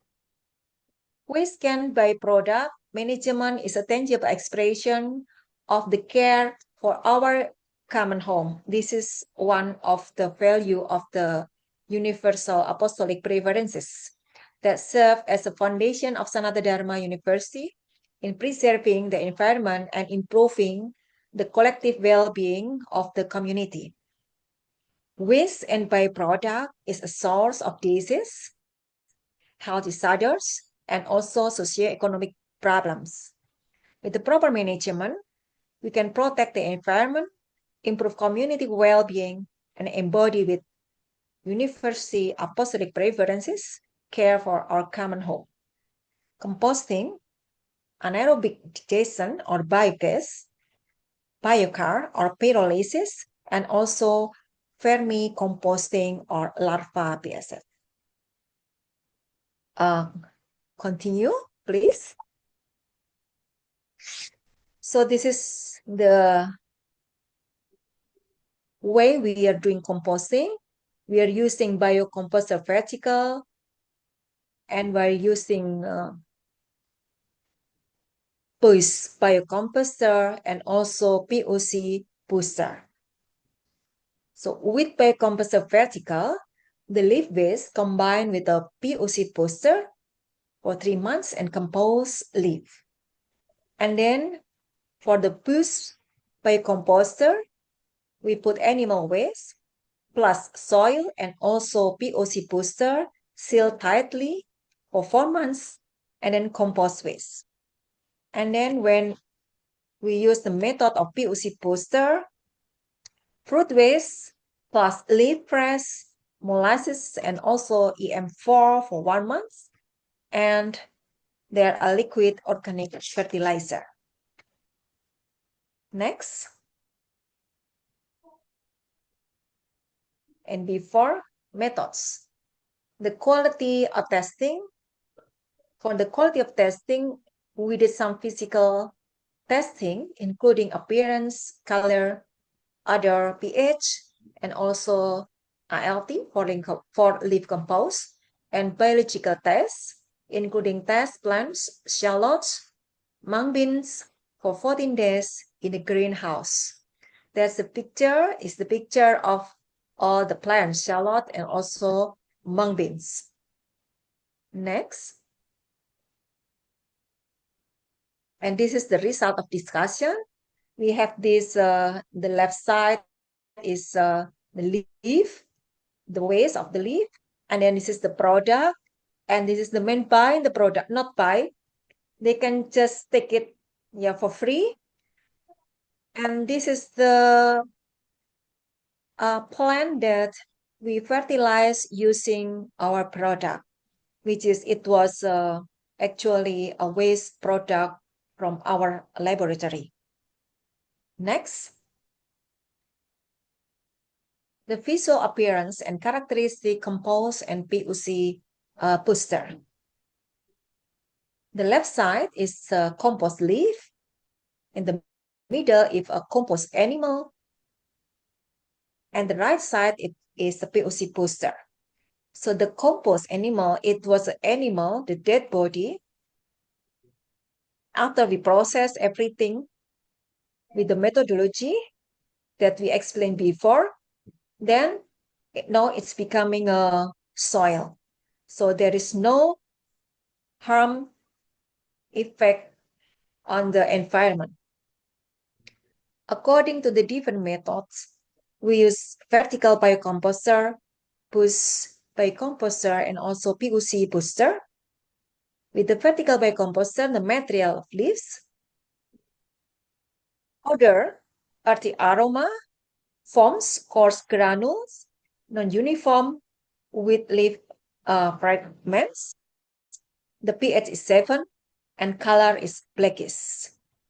And with the push biocomposter, material is animal taste waste, other earthy aroma, form, soft granules, relatively uniform and sandy, pH 7, color is brownish. And PUC booster, material fresh fruit, leaves, other sweet, fragrance, form liquid and pH 6.5, color reddish brown. Next.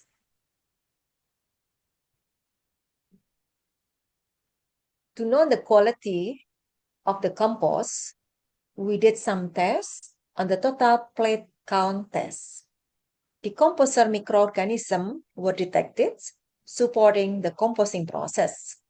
And further identification testing is needed to characterize the species of microorganism presence.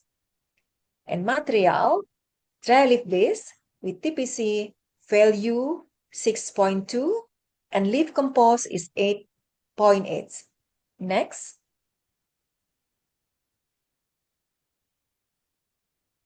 This is we did biological testing using shallots and also mung beans, and the duration is 14 days.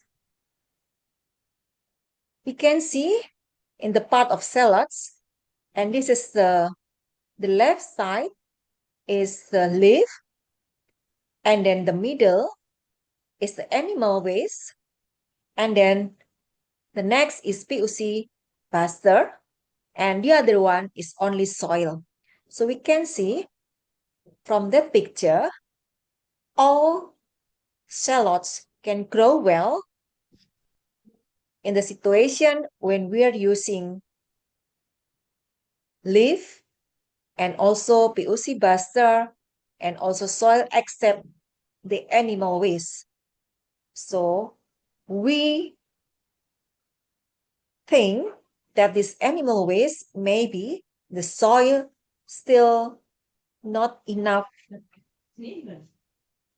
nutrients for shallots to grow. And then from the mung beans, also the same.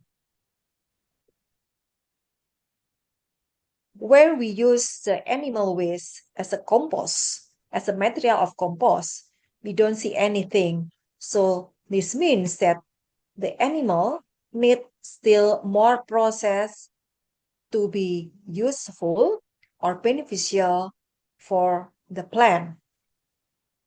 Next, and this is how shallot grows and also mung bean grows. The green one is the leaf, and the blue one is the POC, and the orange is just soil. So using the POC booster and also leaf, the shallot grows well, as well as the mung beans. Next.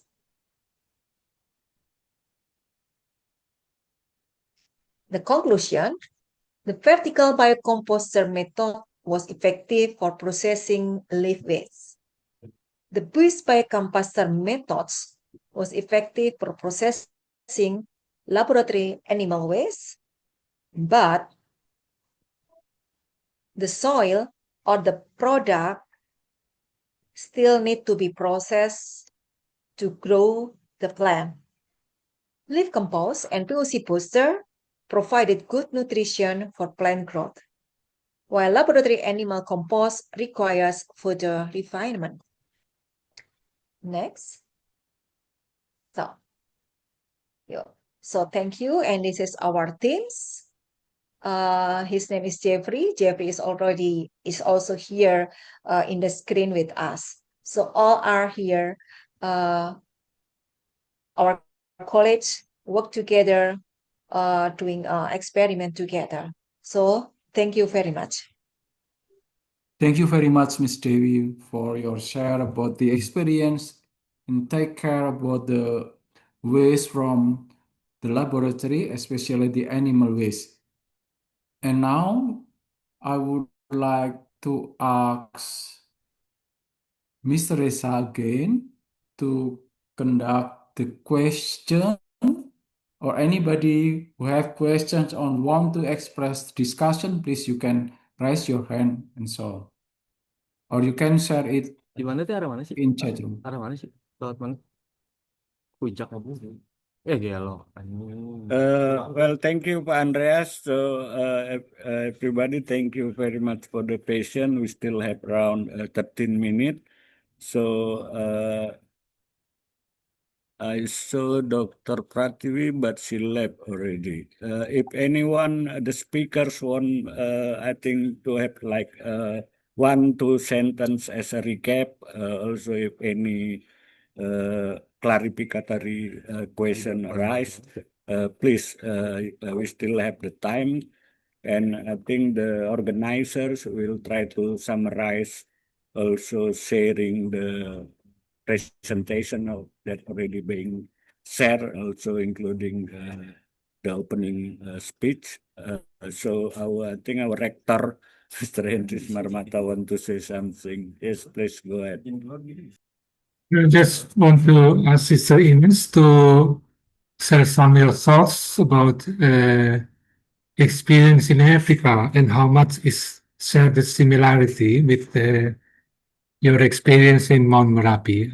So I'm very much curious how we approach the issue of water with the tenor of women on decision making in the crisis of water ecosystem. So, Sister, you may, I ask to you.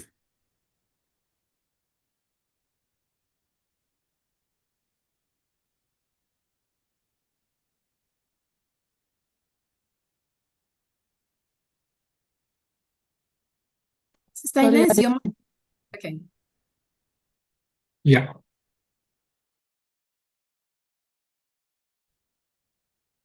Sister Ines?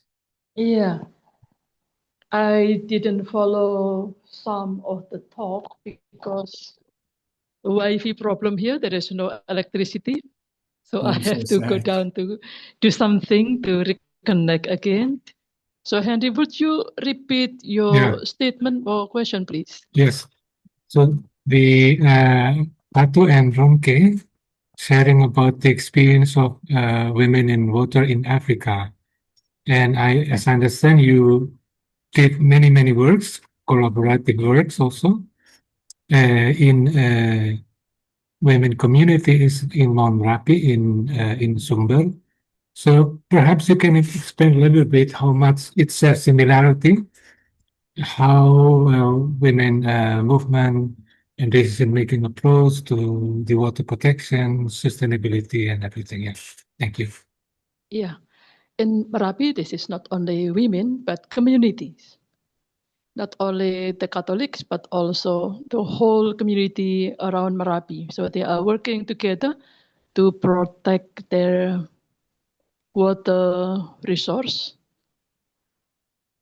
not from the corporation who want to capitalize or extract the water, but from the sand mining. We know, and those who know Merapi understand that Merapi give sand abundantly, the most beautiful and quality sand in Java. So sand mining corporations come to the volcano to mine this. So the straight direct effect is water and pollution. This is for me, this is an interesting movement because when they found direct protest against the sand mining field, they returned to culture and then religions to show the protest. So this, by doing this, they work together. They hand in hand because water is the need of everyone, particularly farmers, because no water, no farming, and also for the livelihood. So no matter the background of the religion is, so they work together to this.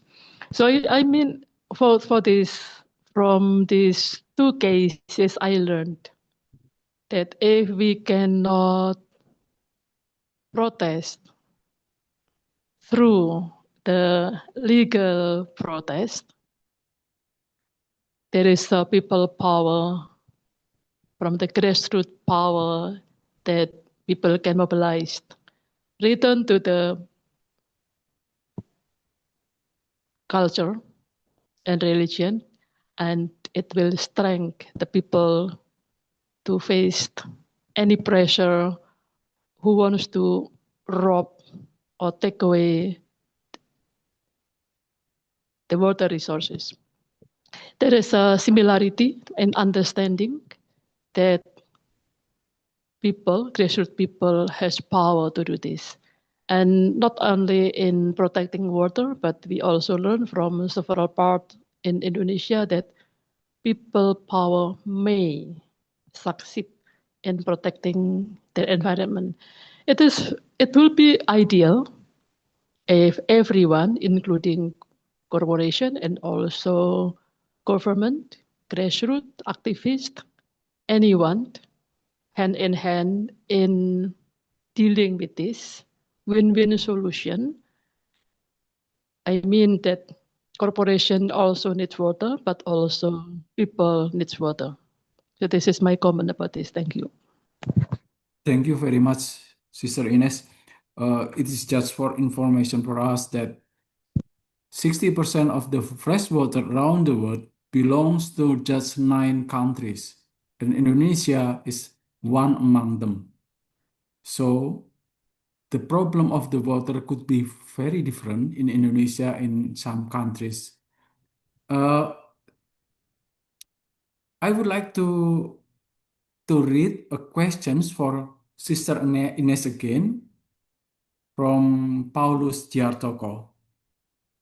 He asks that about your opinion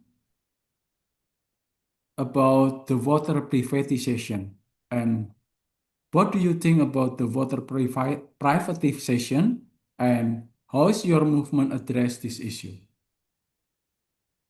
Yes, this is many years ago, there was a plan to privatization the water in Senjoyo.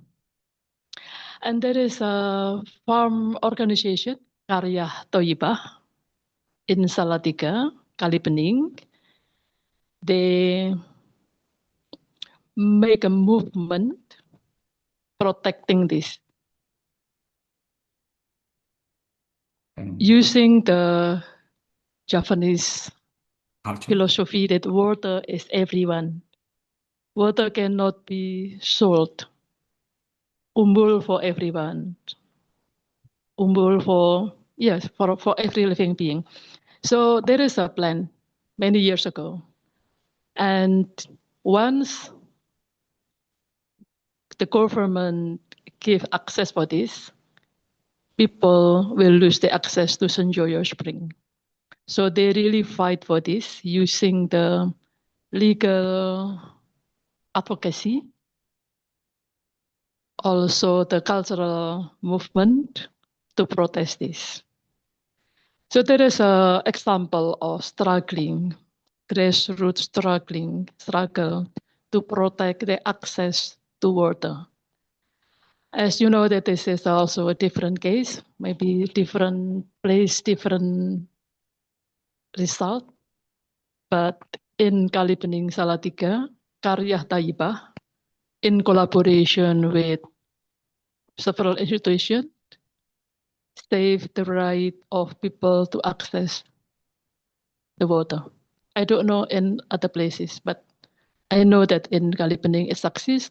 But also there is a research in West Sumatra when Ninik Mama, the leaders in Minang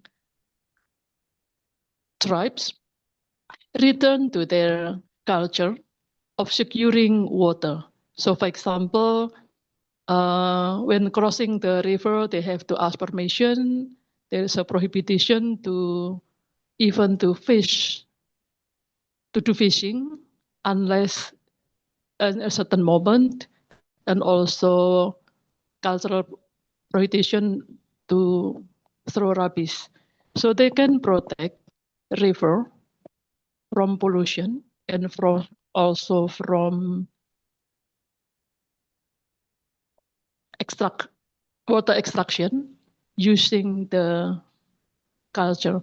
So there is a hope that culture and religion can contribute in water management. Thank you. Okay. Thank you very much, Sister Ines, and then I would like to ask Mr. Reza again to conduct the Thank next. you, Pak Andreas, Sister Anes. I think very important summarize also. For keywords, I will work with keywords. People power to reclaim the water, also the knowledge, the narrative, also collaborate about the collaboration, new kind of alliance. Also, when looking into the problem, we have, I think the presentation has teach us how to look at beyond a fractal or sectoral approach, a more holistic solution is needed. So we still have around 2 minutes. Let me see. So as I said, we will the organizer will try to summarize and also share the note.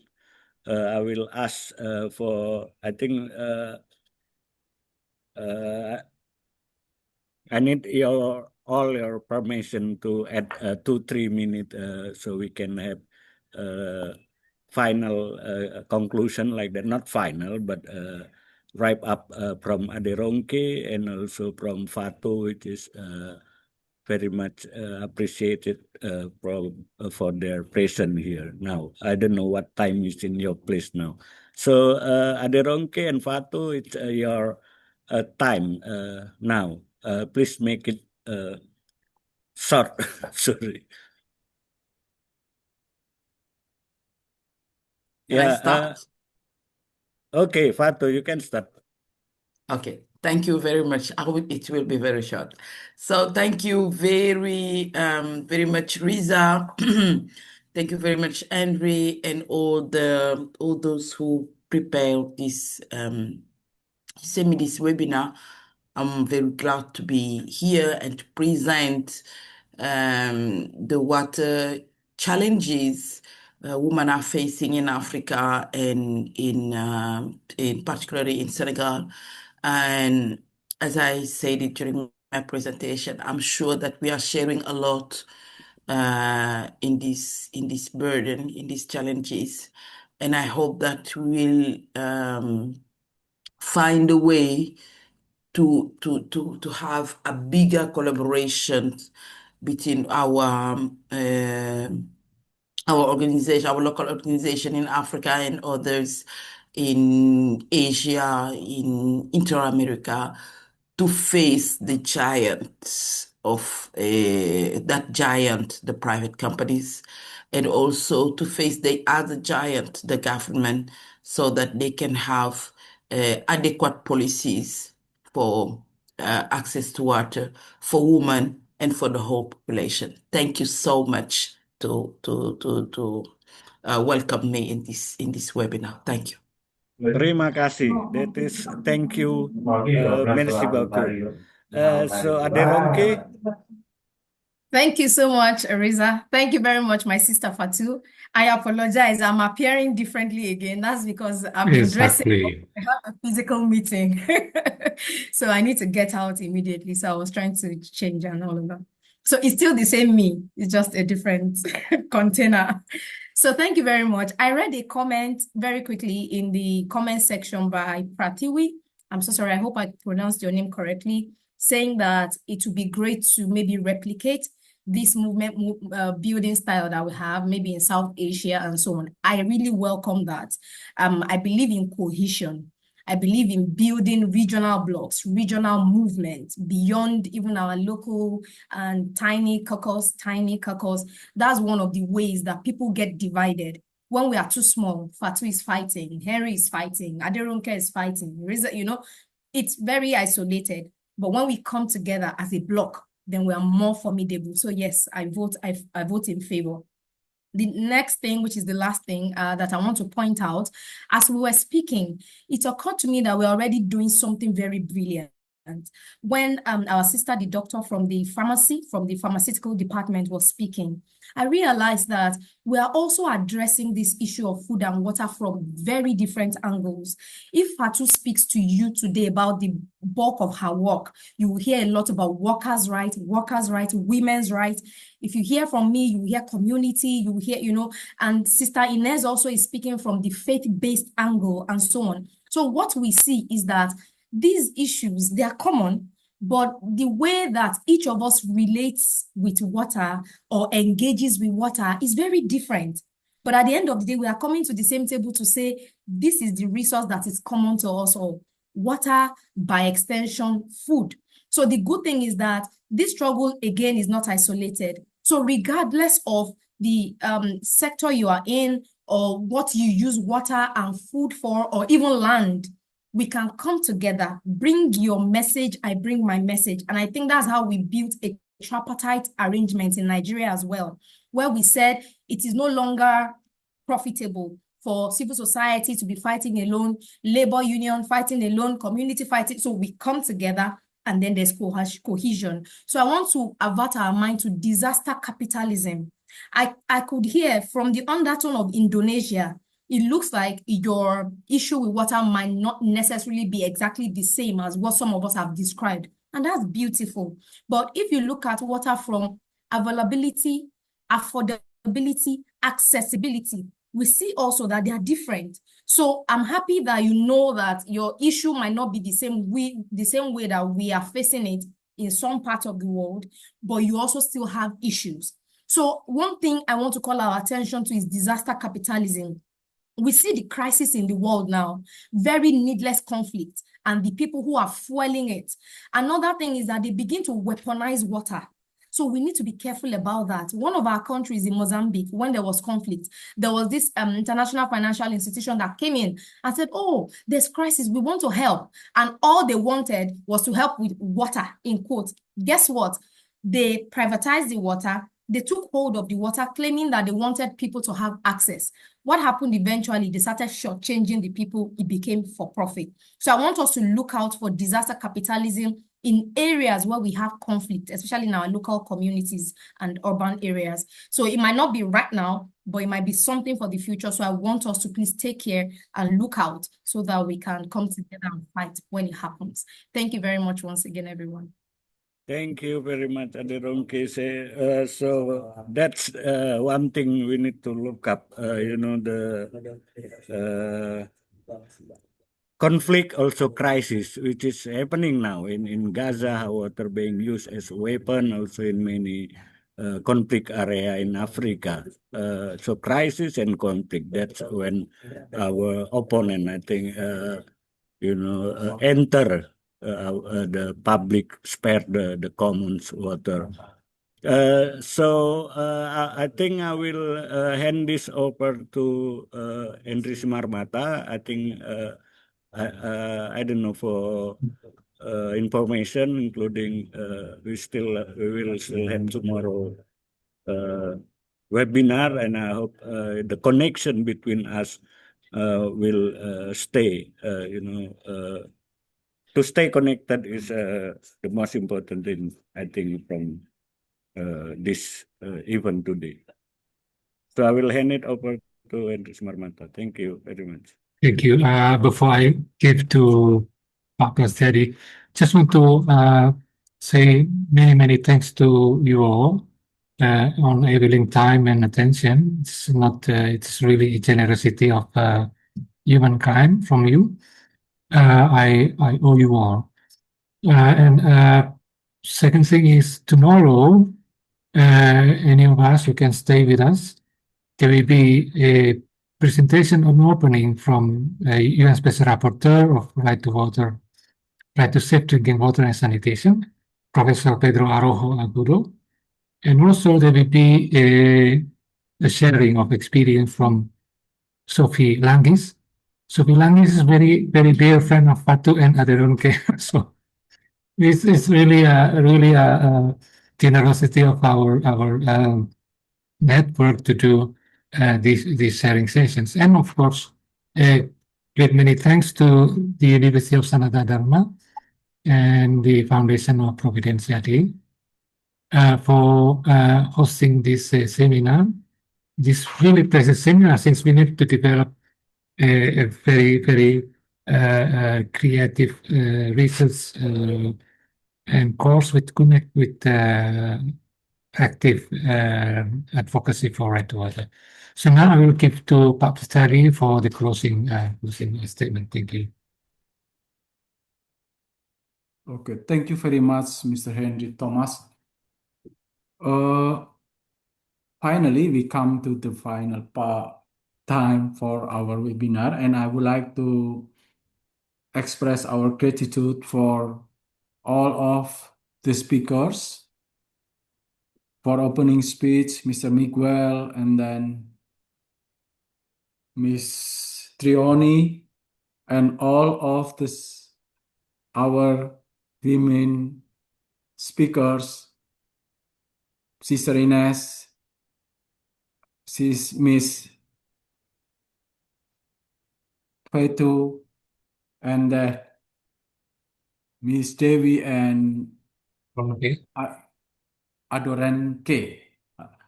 Excuse me,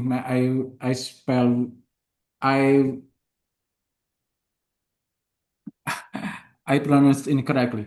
And for this final pass, I would like to thank you also for all the participants for your sharing, your questions that insight us the important things of the water, food, and this human right. Water, which is in Indonesia, is quite much, but it's important for us. It's not a people or private only, but it's important for us to keep together, to work together, and make movement to make justice for the water, as Adoranke and Miss Chu talked.